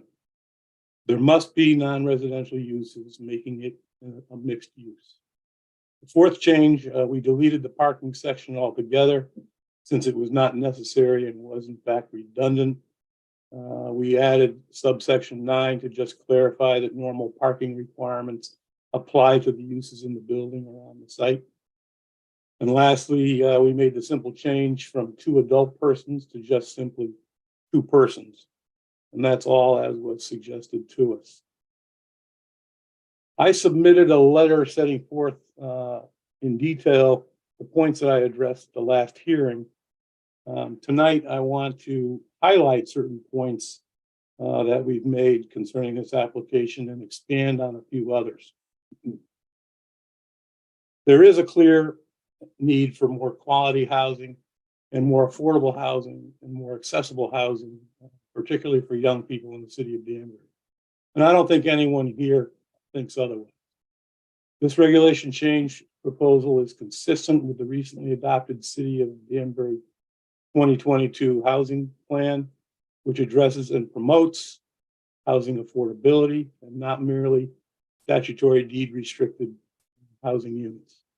The housing plan includes the goal of providing housing opportunities for young adults who are starting off their careers and the need for workforce housing. Danbury's housing plan and the current POCD both highlight that Danbury struggles to retain and attract young adults, and both plans highlight the fact that only 4% of the city's housing units consist of studio apartments. That statistic alone is important to consider in your review of this proposal. The Crown Plaza conversion plan includes 154 studio efficiency units. The draft regulation requires that at least 75% of the units must be studio efficiency units. This regulation and the underlying contemplated project will assist in achieving these goals, particularly increasing the availability of studio apartments in the city of Danbury. Most importantly, the housing plan makes it very clear that Danbury has a significant shortage of rental apartments generally. Now, want to give you some additional information on the topic of affordable housing. As we indicated to you a month ago, the efficiency units will be rented at between $1,200 and $1,300 per month, and the one-bedroom units will be rented at $1,775 a month. And again, it's important to note that these are furnished units and they have appliances. According to the state of Connecticut 2022 affordable housing list, Danbury's percentage of statutorily recognized affordable housing is at 11.38%. That means that 11.38% of Danbury's residential dwelling units are formally considered affordable housing. This is well above the 10% threshold that I talked about. The total units adding up to that percentage of 11.38% consist of deed restricted units, statutory deed restricted units, and government assisted units, such as Section 8 voucher subsidized units. Dan Bertram looked at some of the existing residential complexes such as Park Ridge South and Spring Ridge, and he calculated the percentage of those units that had Section 8 government assistance. The figure was between 13 and 15%. It is quite likely and statistically likely that a similar percentage of tenants in these 198 residential units would be assisted. Using 13%, which is the lower number, 13 versus 15, that would be 25 out of the 198 units. These assisted units would count towards Danbury's total tally of affordable housing units, and simultaneously, the project would not have any negative impact whatsoever on Danbury's affordable housing percentage or threshold. Stated another way, some of these units from this project would help keep Danbury's percentage right where it is and would be counted as affordable housing, even though they're not deed restricted affordable units. They would formally be considered affordable housing units. So again, there's no downside to approving this proposed regulation change in project. Since the last public hearing, we submitted a number of significant, well-articulated letters in support of this regulation change and the project. And I want to apologize for submitting a number of them at the last minute. I know your time is valuable, and I appreciate the fact that you took the time to review them. Notably, the executive director of the Housing Authority of the City of Danbury stated in his letter that the studio apartments proposed in this project, the midpoint price of $1,250 per month, is a rent level that qualifies for the Section 8 assistance program. His letter also highlights what the POCD and the housing plan talk about, which is, in his words, a lack of available units. There's also a letter of support from the president and CEO of the Regional YMCA of Western Connecticut. And there are letters of support from the interim president of WestCon, Dr. Barron, and a letter in support from Dr. Asenza, the professor of management and small business management and entrepreneurship at WestCon. At the last public hearing, everyone from the public who spoke in favor of this application with just two exceptions. The Chamber of Commerce spoke in favor for a number of reasons, as stated by PJ Prunty. There were speakers wholly unrelated to this project that I thought articulated some very good reasons for their support for this regulation. Since that last hearing, we also submitted a letter from Bright Ravens lender and mortgage holder. In that letter, the lender makes it very clear that the preferred project is the conversion of the building to apartments and the opening of the Hackerspace Innovation Studio.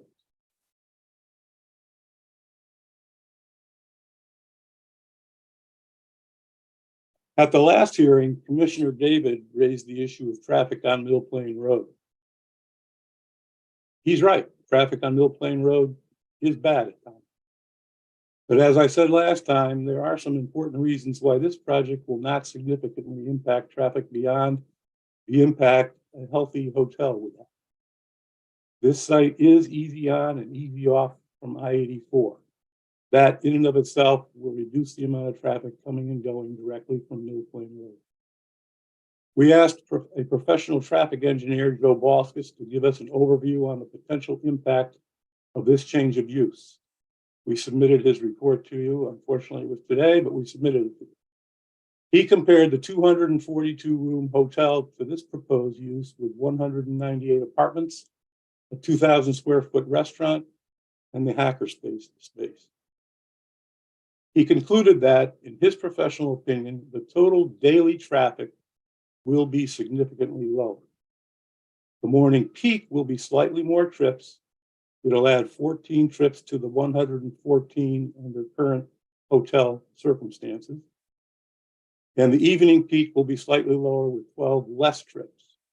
So generally speaking, if you approve this regulation change and the project went forward, it will not have any significant impact on traffic. And again, the question is, what else can this building be used for? At the last hearing, a point was made that maybe this draft regulation should be deferred well into the future so that a corridor study, which was suggested in the POCD, could be commissioned and completed. But the current POCD already encourages flexibility in the commercial zoning regulations to respond to current and future market conditions, such as the need to retain and attract younger people and for workforce housing. So we are asking you to be flexible here and to allow this. Again, what is proposed here is very limited. It only applies to 2 properties in the entire city of Danbury. These 2 properties are located on the edge of the CA80 zone, not right in the heart of it. This property that we're talking about is surrounded by a variety of zones. There is RMF 10 multifamily zone starting 1 property over to the south. The PND zone is across the street, and the IL 40 zone is across the street and behind this property. So this is actually an appropriate transition use from residential into commercial. The regulation is limited to an existing commercial hotel on a commercially developed site. There's no need for a study to look at allowing limited residential uses in the CA80 zone. They already exist. A hotel is a transient residential use allowed in the CA80 zone. The CA80 zone also already permits congregate housing, continuing care facilities, and nursing homes in the zone. Those are limited residential uses. So this narrow, limited proposal is not groundbreaking proposal to insert residential, limited residential into this zone.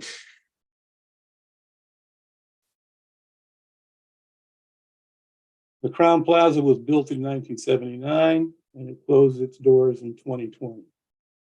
It had been sold 3 times in the 10 years before Dan Bertram purchased it. When you act as a zoning commission, you certainly also look at thoughtful planning as part of your review as a zoning commission. No plan for this property should include demolition of this building. That's not good planning. It's contrary to smart growth and sustainability concepts of planning. A plan for this property should include adaptively reusing and retrofitting this building. And some of the applicable adaptive reuse planning concepts relevant here include using adaptive reuse as a tool to avoid demolition, extensive site disturbance as a result, and resulting environmental impacts as a result of that. It also includes the concept of reusing and reimagining an existing building for a purpose or purposes other than what the building was originally built for. Converting this building to an apartment building with a restaurant and other uses, including the Innovation Studios, allows the continued vitality of this building. This 10-story structure is not ideally suited to conversion to any other type of use allowed in the CA80 zone. One important limiting aspect of this proposed regulation is that you can only have apartments in the existing building. You cannot build additional apartment buildings on the site. Another important part of this is that residential density is limited to no more than the number of existing hotel rooms. It is self-limited. Categorizing this proposed use as a permitted use is consistent with the hotel use, which is itself a permitted use. It is for an existing building on an existing developed site. It's also consistent with the CCBD zone, commercial zone, where apartment buildings are a permitted use in that zone. If the overall project is a traffic trip generator, then it will require a special exception from the Planning Commission. It's that straightforward. At the end of the day, implementing strategies such as this proposed hotel conversion regulation will help achieve the goal of increasing the availability of more affordably priced housing in the city of Danbury. Thank you, Mr. Chairman. That's all I have at this time. Thank you.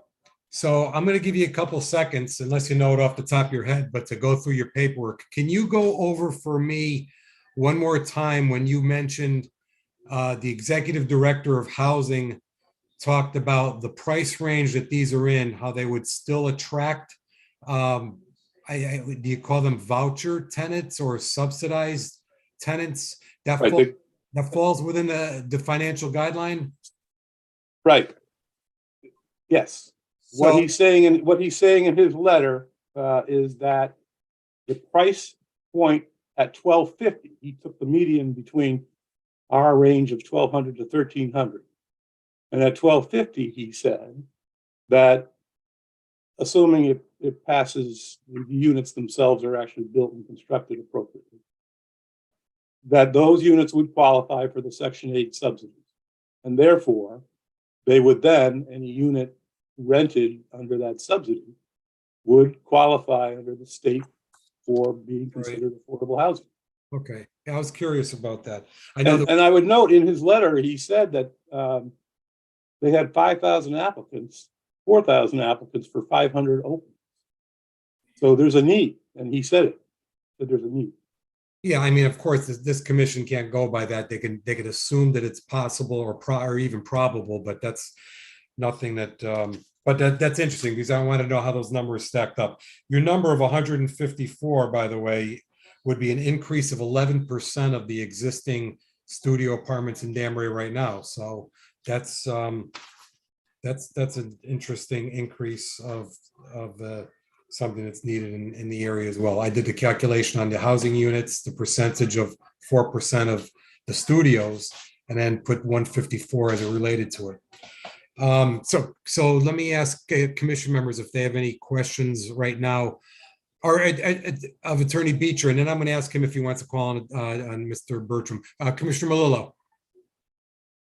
Yeah, Attorney Beecher, a quick question, and I'm only commenting on potentially, from what I understand, is maybe some of the letters received, because as I was logging into the Zoom tonight, I think I heard something about another letter or a couple of the letters coming through after 7 o'clock. So, I noticed in 2 of the letters from elected officials, the one from our state delegation and the one from our mayor, those letters are in support of the grant application, and not necessarily this petition. And I know that there's similarities in the two, but this petition does involve adding a residential use into a zone that's not already allowed in. Do we know, are these letters, how those letters pertain to that full picture? Those letters do not specifically say they're in favor of the residential component. They are strictly related to the grant money, which allows for the hackerspace to exist. And that goes back to when we were answering questions about the financing that was raised by the planning director. Okay. Thank you. And I understand it's a convoluted scenario and there's little active pieces that all fall together. But I just wanted to just get that clarification on the whole picture. Thank you. But that's what we're trying to give you. Yep. Commission members, anything else of Attorney Beecher at this moment? Commission members? Attorney Beecher, did you want to introduce Mr. Bertram again for any comments for tonight? If Dan feels like he wants to add anything, he can. No, I would I would only add, number one, I thought that was a great summary. Thank you, Tom. And also thank you to all the people who did write letters, because a bunch of organizations did and individuals. And so just to publicly say that, because I wasn't able to reach out directly to everyone, we appreciate the support. And I'm certainly here for any questions that may come up. I can throw out one little clarification, the number for 2023 for a studio. This is from the Housing Authority. Total spend is $1,485. And so when underwriting a smaller unit, it's maybe $100 of associated utility cost on those smaller units. And so that gives you a buffer on the rent level. The rents could be up to $1,385 in that regard, give or take. And that's not a perfect metric, but I just wanted to give you the idea that there's some room on the studio allocation. So Meaning there's room to qualify above and beyond the 1,250 that the housing Exactly. director talked about. above even 1,300. That's my point. Yep. So let me ask you this then. Probably this would go to Mr. Bertram. Is every unit proposed to have their own separate electrical meter? Or are you taking the entire utility bill and divvying it up by square footage? The individual units will have their own meters, and you'll measure that. And that $100 is inclusive of water, electricity, any of those types of other costs beyond rent that goes to that 1,485 total number. Yeah, thank you. Commission members, anything of Mr. Bertram or Attorney Beecher at this moment? So, Ms. Calitro, let me ask you a question. How are we going to handle the handful of letters that came in that are not part of the public record now? We didn't have time to scan them in and send them out. We can keep them as part of the public record. If we close this public hearing tonight, they would be still submitted for our review because they're technically accepted now. Yeah, of Mr. course. Chairman, I can tell Yeah. you who they're from, Hold on, Joanne, hold on. Okay. They're part of the record because they were submitted to the commission during the time that the public hearing is open. So Okay, so then we you would all just, have them, they'll be considered, you can consider them in your deliberations on them. all right, so we can get them forwarded to us and also posted publicly.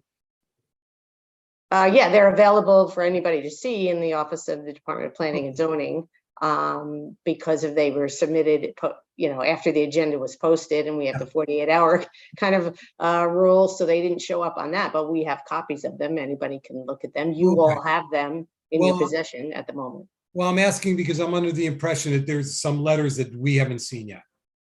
I don't know if things came in after Joanne that's- sent this yeah, that's out. what If I'm they asking. did 3 additional ones, she's saying that she'll get them to you. They Okay. are still part of the public record because the And hearing ju- is officially open. Yeah, that's what I thought. I thought some Yeah. came in that we haven't seen yet. Okay, I just want to make sure we got them. And just to Attorney Beecher. clarify, Mr. Chairman, Yes, those didn't come from my office. We had submitted everything. Joanne had received them, yeah. by early this afternoon. So Mr. Malillo said he just got something that did not come from me. Yeah, I think people separately sent them in after the cutoff time. For the record, I myself did not receive anything. I had just heard comment from our secretary that they seemed to be coming into the office as I was logging into the Zoom meeting. But I myself have not personally received, now watch something's gonna come through and make me a liar. But I myself have not personally received, as of 9:27 p.m. on Tuesday, January 27th, an email that I have seen in my inbox pertaining to this from anybody other than Joanne Reed. Ms. Reed, who are the names of the people? Do you have them right there at the top? 1 second, please. Thank you. 5 pages of notes back. Okay. I received one from Joseph Surla of 8 Carlisle Road. That came in about 5:15 to the office. And then at 7:15, I got 2 letters from Dan Bertram. One was from Keith Snyder, who's a Bethel resident, and one from Bruce Tumala from Roxbury. Perfect. Thank you very much. Commission members, anything else at this time of Attorney Beecher and Mr. Bertram? Mr. Haddad, may I ask? Marilla, yes. just to put on the record, Mr. Beecher, are you comfortable with us noting having receipt of those 2 letters in support of this application without having them read into the record? I'm comfortable with many letters were received and not read into the record. I'm comfortable with that. Thank you. Thank you very much. So let me go to the, if there's anybody here that wishing to speak in favor that can add anything new, maybe hasn't spoken before, anything new to this, can speak now. Is there anyone? Oh, I see Mr. Kalchny. How are you? Good. How you doing, Teddy? Good. You're all set. Go ahead. Yeah, we have a couple people here that want to speak. Sure. So I'll start. I just want to add a couple things from my last comments, and I promise to talk slower this time. You sort of messed me up last time by saying don't talk about the hackerspace, and that's what I wanted to talk about. Go ahead. So basically, I want to talk about 2 things. One, we've been up here 1.5 years now, getting the building ready, and I'm wearing a mask because in a public setting, and we take care of 2 93-year-olds, one who's been sick lately. So basically, the first thing is a lot of people walk Old Ridgeway Road. And so a resident came into the hackerspace who actually walks from Benson Drive into Trader Joe's. And he alerted me to this, and we started paying attention. So we've reached out to the city of Danbury and our representatives, and they're actually looking at putting a crosswalk in at the bottom of Old Ridgeway Road and a crosswalk across Mill Plain Road so it's safer. The other thing we've observed with the new dispensary is people parking at the exit 2 lot and actually walking across Mill Plain Road, which is incredibly dangerous. So we're reaching out. I was shocked at the number of people that actually walk this area. I can't And I'd understand like him. to note that there's a sidewalk from the top Benson Drive all the way down Mill Plain Road, most of the way to X's, except for the thing is, I'm sorry. I can't understand anything he Yeah, said. we can't hear him clearly. Yeah. Yeah, hang on, I tried it. So I was talking about the fact Breaking up. people walk. You guys hear me? We lost you. You there? Oh, we lost you.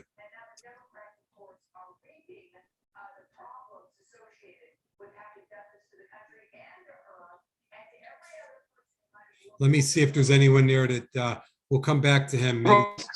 Maybe, Yeah. maybe you can find a better. Rogers. Mike, we're going to go to somebody else just in case while you try and find a better spot, all right?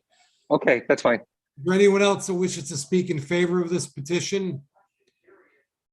Is there anyone else that wishes to speak in favor of this petition? Is there anyone else who wishes to speak in favor of this petition? Mike, how you making out? You think you find a better spot?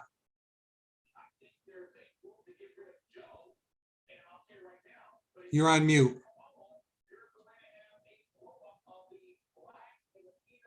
Well, we can hear somebody's, something going on, somebody's TV here.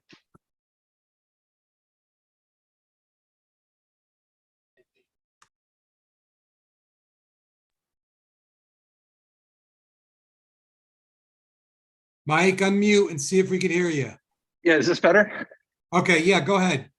We're back to you now. Okay, sorry. That's all right, go ahead. Good. Turn the lights. So we've been here for about 1.5 years. And during that time, we've observed a lot of people walking from Benson Drive to Mill Plain Road. Okay, so we reached out to the city and the DOT about a traffic study for putting a crosswalk across Old Ridgeway Road and also a crosswalk across Mill Plain Road.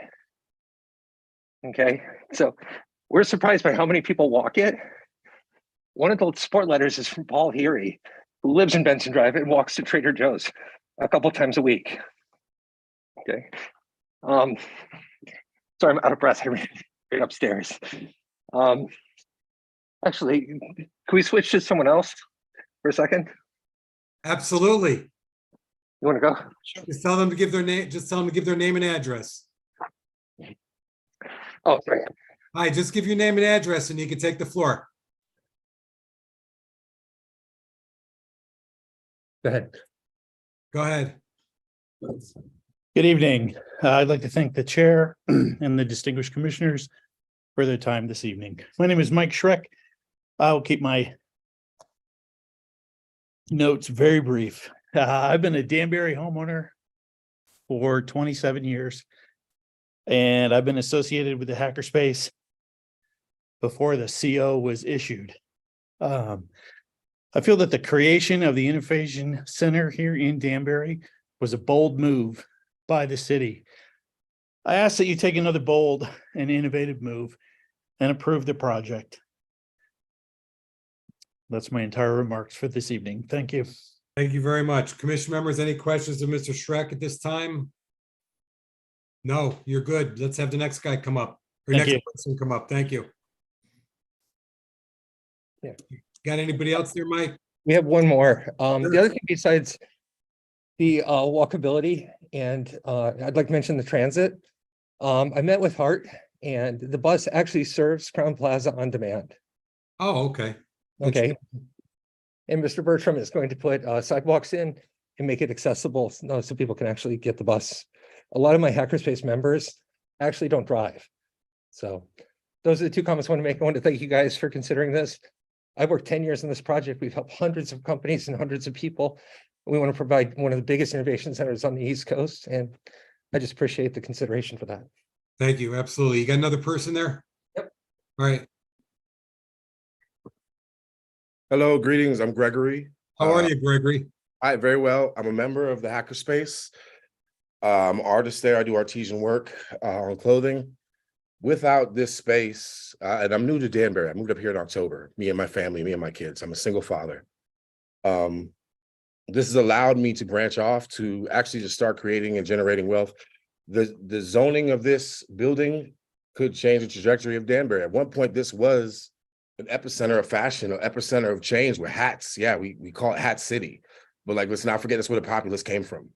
And that innovation in fashion, in textile, in woodwork, all the things that happen in this innovation center, in the hackerspace. And it invites the youth. It invites people who are like myself, a minority, not just a minority nationwide, but in the city, still a minority, right?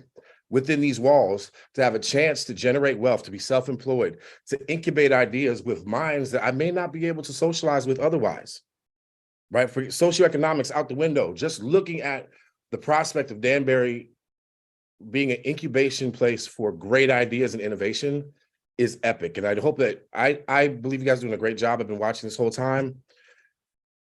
I know you guys can gatekeep to protect the community, but I hope that in your presence, you don't overdo your job to the point where we let innovation creep out the window.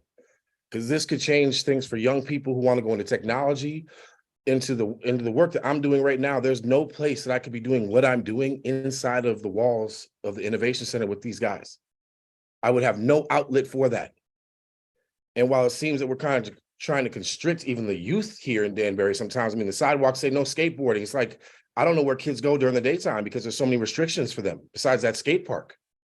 And we finally have a space that actually wants to promote something different than what's in school. And I think it's a shame that it's taking this long. Anyway, it was an honor and a pleasure. I'm glad everyone's awake while we're talking. This is amazing, and I hope that we can do better. All right, thank you guys. Thank you. Gregory, give me your last name. Lutz. I also did take the bus here. I've never been in a community where the bus made request areas. Like, I wish we're in the route of Route 3 from downtown. I came from the hackerspace. The bus driver took one of the most beautiful rides. I was the only person on the bus. I got a gorgeous ride here. It was the cleanest bus I've ever been on. It was a great commute, and it's possible. And I did it, I'm not in the best shape, and I felt fine when I got here. So there's a chance for prosperity and abundance instead of scarcity. And I think if we do not go ahead on this project, then we're inviting scarcity into the neighborhood, and we're kind of gatekeeping Danbury from having some more innovation. Thank you for your time, dude. Thank you. Gregory, don't go. What's your last name? Lutz, L-U-T-Z. L-U-T-Z. Where you and your family come from? We came from Florida, Boynton Beach, which evidently is like where people go when they leave Connecticut. My aunt lives there. Actually, she went from Danbury to there. Well, welcome to Danbury. Welcome to thank you very much. Danbury. I It's agree. beautiful, and I'm proud to be here. So thank you, guys. Hey, we're proud to have you. Thank you. And Commissioner members, any questions of Mr. Lutz? Oh, okay. No, you're good to go. Thank you. All right, peace, man. Thank you. Thank you. Mike, you want to sign off? Yeah, I could throw more people at you, but I figured, with the letters and the petitions and all the other stuff, it's good. We really want this to happen, and we really appreciate the consideration. And by the way, we'll get better Wi-Fi here. At some point. All right, guys. Thank you. Commission members, anything of Mr. Kalchny? Thank you very much. I'd like to invite anybody up for a tour that wants to actually see what we're doing up here. At some point, I don't know the protocol, but That's all right. It's good to know. We can always make that through the office through you. Yep. Thank you. Thank you. Anyone else wishing to speak in favor of this petition? Anyone else wishing to speak in favor of this petition? Anyone else wishing to speak in favor of this petition? Councilman Rotello, is your hand up? No, it wasn't. Sorry. Okay. Anyone wishing to speak in opposition to this petition? Now my hand's up. Councilman Rotello. Thank you, Mr. Chairman. Paul Rotello, 13 Linden Place, Danbury. I'm on the 6th Ward City Council. I represent the 6th Ward. I represent areas where these parcels are in, not only this one, but other ones in the 6th Ward.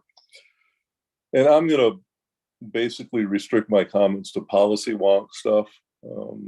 Unlike those letters that are talking about grant applications and great stuff that happens inside the buildings, they don't really address, and they're not particularly germane, and they're essentially off topic and maybe shouldn't even be considered. They're not addressing the issue that we're addressing tonight, which is a legislative issue. It's a zone change or a zone amendment to a zone change, a transformation of the zone of the CA80 parcels in the city. And there's some couple of issues concerning that. The first thing is nobody is opposed to a box with apartments in Danbury. I was on the POCD. I was on the committee, the Plan of Conservation and Development Committee.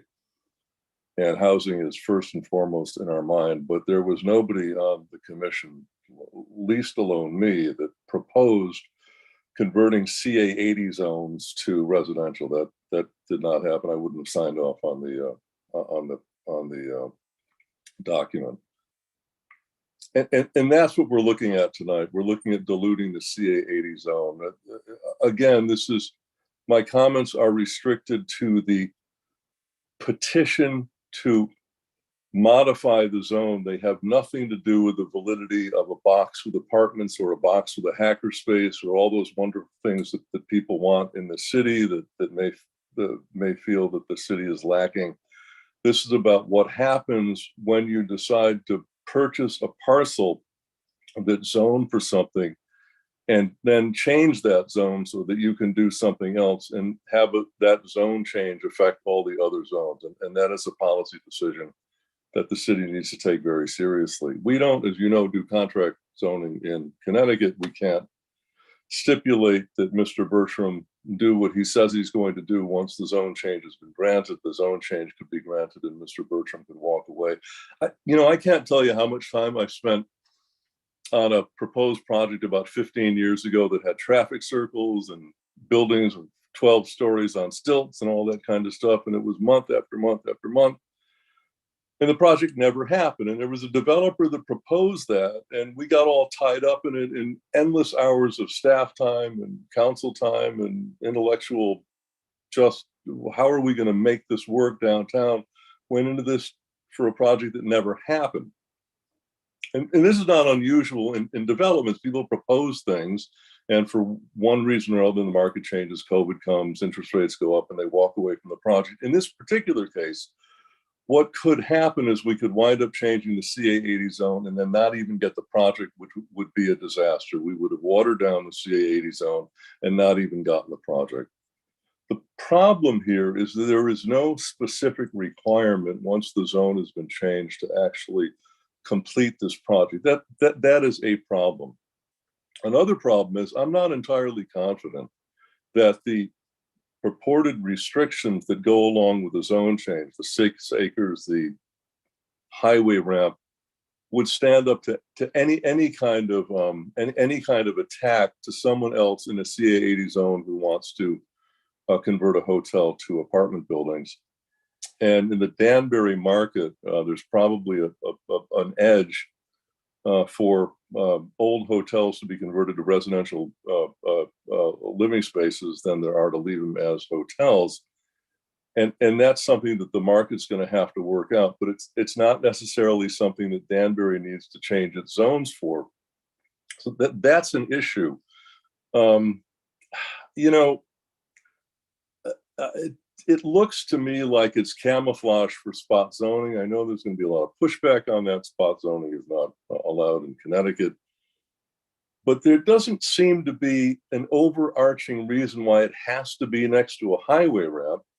I mean, adjacent to one. It could be 300 feet away from one.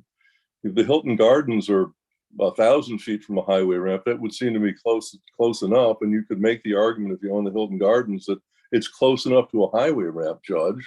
Shouldn't we be allowed to do that? And the other thing about the 6 acres, I'm not really understanding that either. So again, I'm not completely confident that the long-term prospects of having this restricted to a couple of buildings in the CA zone is actually a valid argument and should be up for consideration. I don't think it's going to hold. The other thing is there's really nothing that would restrict somebody from gaming the system, building a hotel that's a permitted use, and before it's even outfitted, applying for this new application, this new use, which is also permitted. And that brings me to my final comment.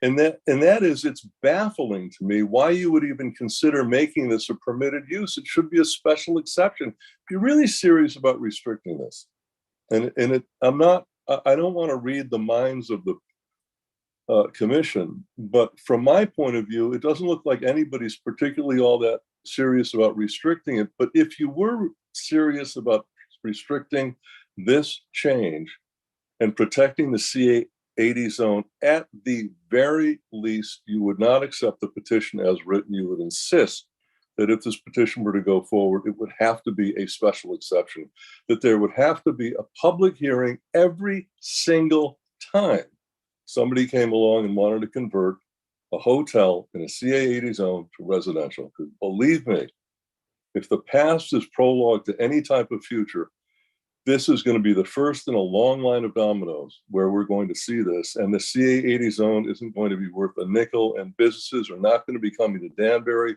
because there's not going to be any place to put them. Again, it has nothing to do with the proposed use. It has everything to do with the proposed zone amendment. Thank you, Mr. Chairman. Thank you. Commission members, any questions of Councilman Rotella at this time? Commission members, anything of Councilman Rotella? Speaking in opposition, wishing to speak in opposition, I see is Kathy Sperry. Hello, yes, my name is Kathy. Hi.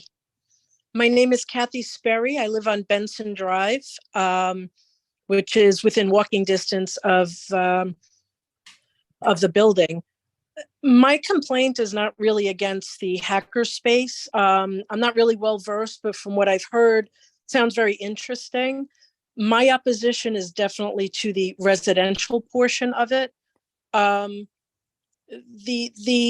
comment that it's not going to affect the traffic pattern, it'll be minimal, I think is very naive. To note that it's next to an entrance ramp to the highway. People are not going to use the entrance ramp to the highway. The whole point of Mill Plain backing up is they're avoiding the highway. Now they won't be using Mill Plain Road. You'll have hundreds of units. They're going to start going through the neighborhood, which is where I live. You know, I'm all for helping people out, but the West Side has been saturated with buildings, and I've been here over 20 years. And the amount of construction and building of residential units, be they co-op or Abbey Woods, the apartments, is unbelievable. And the traffic has increased because of that. I mean, that's my main opposition to it. And I don't really think the ramp plays into it. People are going to start driving through the local streets to avoid the ramp, which is always backed up, and to avoid Mill Plain Road, which is backed up. So, I mean, that's my opposition. That's basically what I have to say on that. Thank you. Commission members, any questions of Kathy Sperry at this time? Thank you very much. Thank you. You're very welcome. Anyone else wishing to speak in opposition to this petition? Councilman Chianese, I see your hand. Unmute, help yourself. Thank you, Mr. Chairman. Without trying to mention easy, 5 Briar Ridge Road, also a member of the city council as well, representing the 6th Ward. Without trying to repeat what Councilman Rotello has said, but I do agree with a lot of his points. I think a special exception is more warranted than a permanent use, because we are, at the end of the day, allowing residential use in a commercial zone, and we're diluting the actual zone itself. There was a lot of talk on the Innovation Center. I do support the Innovation Center, but I think that's already allowed in this zone anyway. So the fact whether you allow the residential piece to this, the Innovation Center can still thrive in this location. I agree with Councilman Rotello that the 6 acres, that the nexus between 6 acres and the conversion, I don't think it exists. I think it does constitute a spot zone.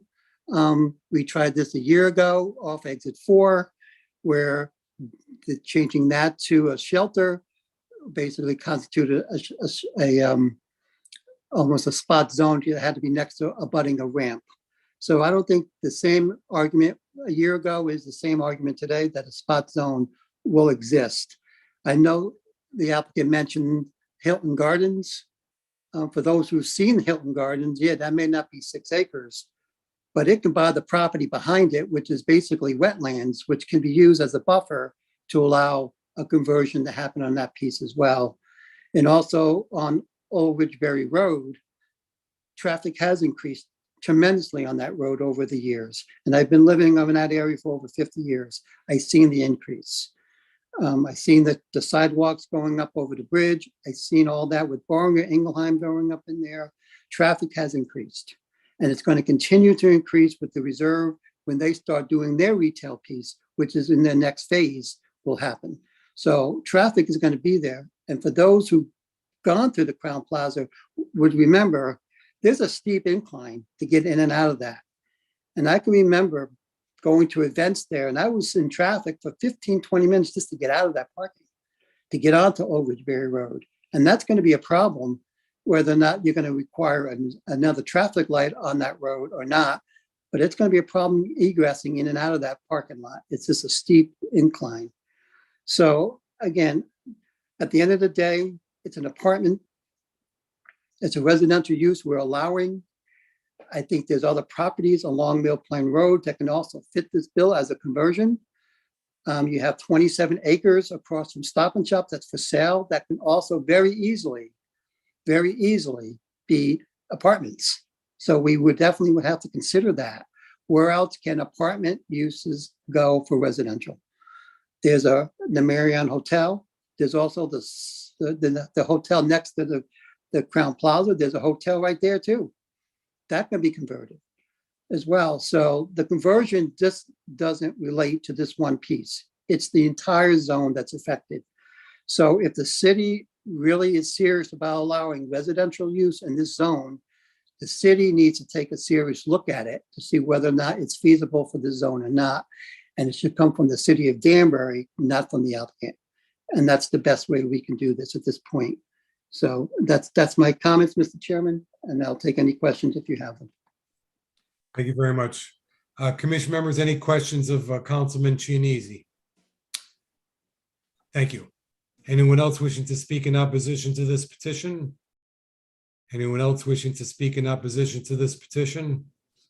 Anyone else wishing to speak in opposition to this petition? I will now call, not seeing or hearing any, I will now call on Attorney Beecher to close us out. Rebut. Thank you, Mr. Chairman. Just addressing some of the shotgun issues raised by Mr. Rotello. It's not spot zone. It's regulation. It's similar to many others, as I pointed out last time, including the very creative way of allowing the Mercedes-Benz dealer down on Sugar Hollow Road. It's not dilution of the CA80 zone because it does in fact only apply to 2 properties. And those properties are on the edge of the zone, as I pointed out earlier. This particular property would be a great transition from residential into the commercial, since this is a CA80 small leg that goes up Old Ridgeberry, but it's got IL-40 on both sides of the road as well.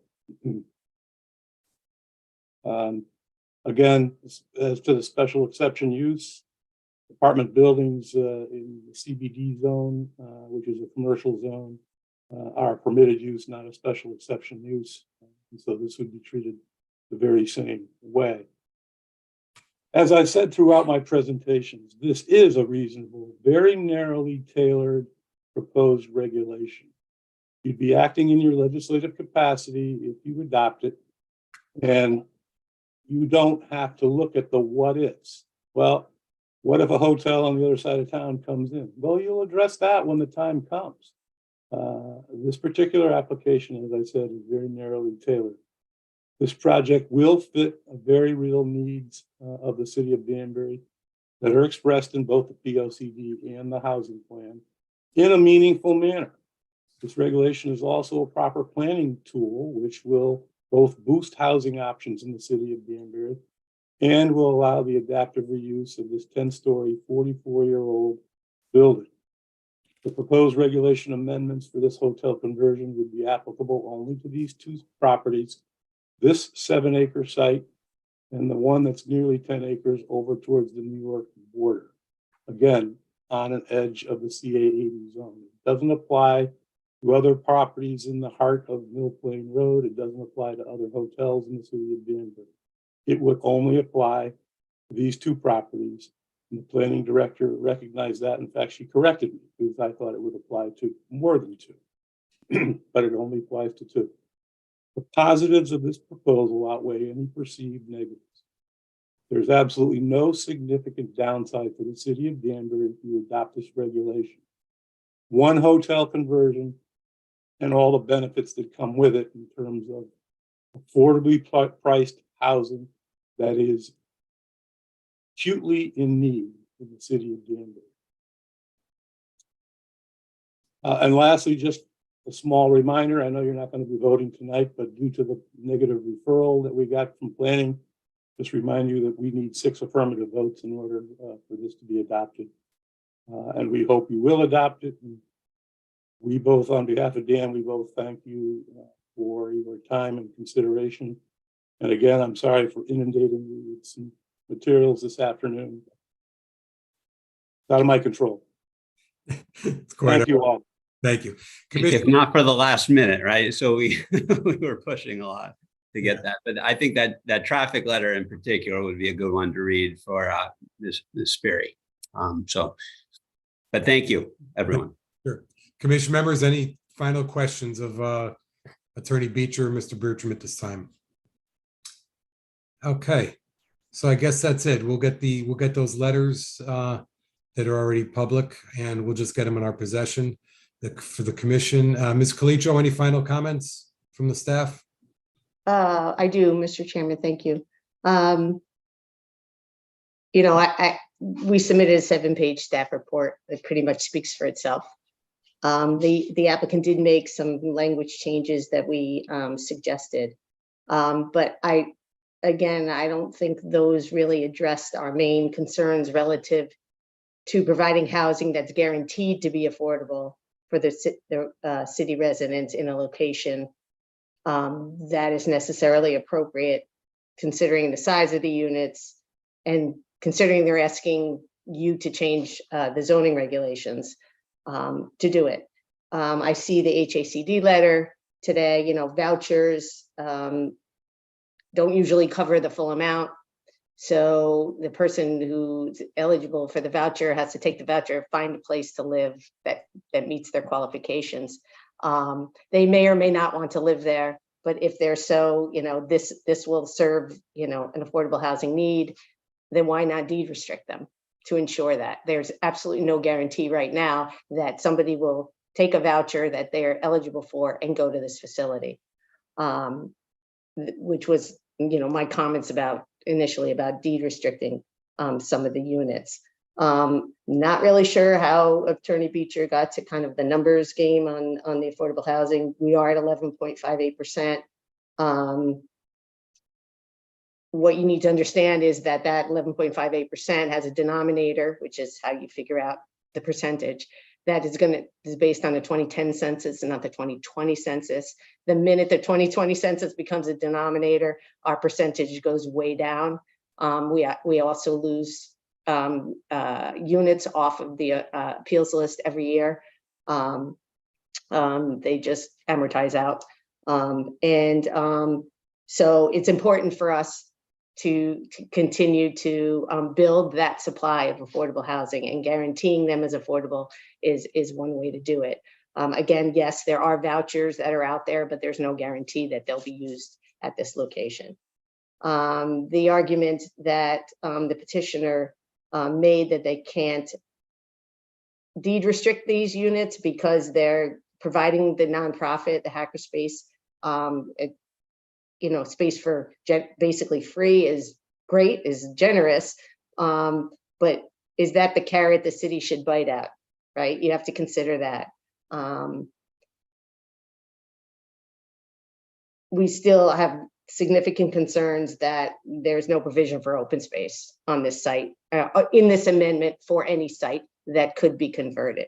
As you know, through the COVID, especially through COVID, how important open space is for residents. Here you are kind of down the slope, and providing open space on site is a requirement for every zone, again, except for the CBD, where there are parks to walk to.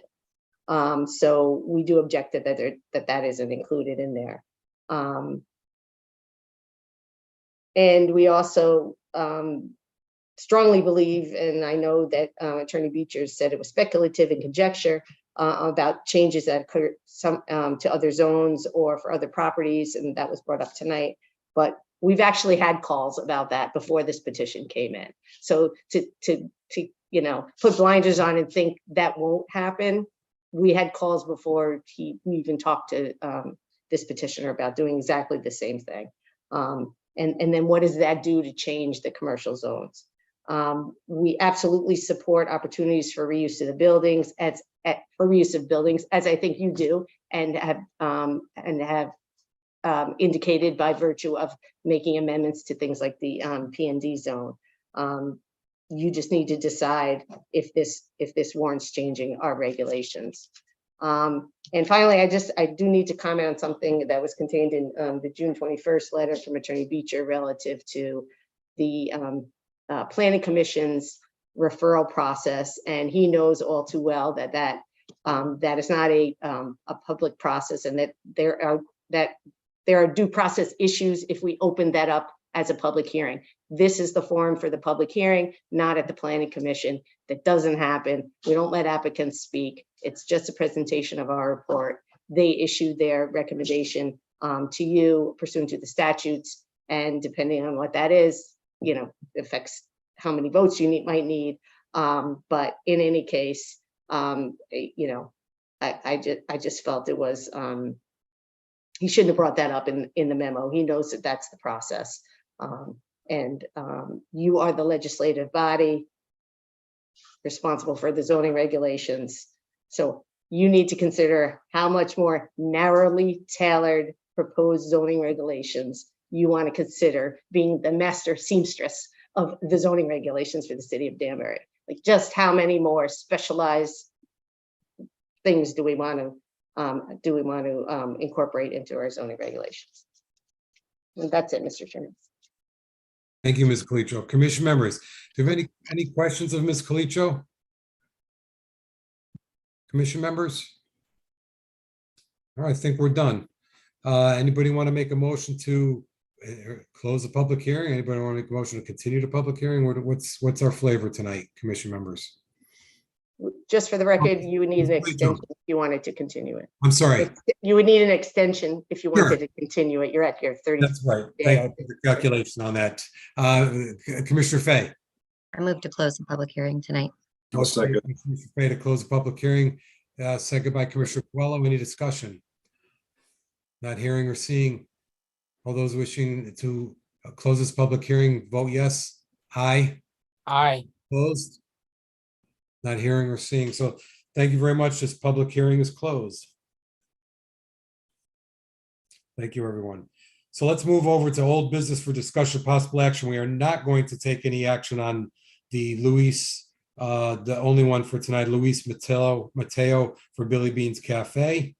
Under new business, Mr. Haddad, yes, for technicality purposes, I'll make a motion to table item number 1 under old business for discussion and possible action. thank you very much. There's a motion to table the first petition and only under of Billy Bean's Cafe under old business for discussion, possible action by Commissioner Melillo, second by Commissioner Coelho. All those in favor, signify by saying aye.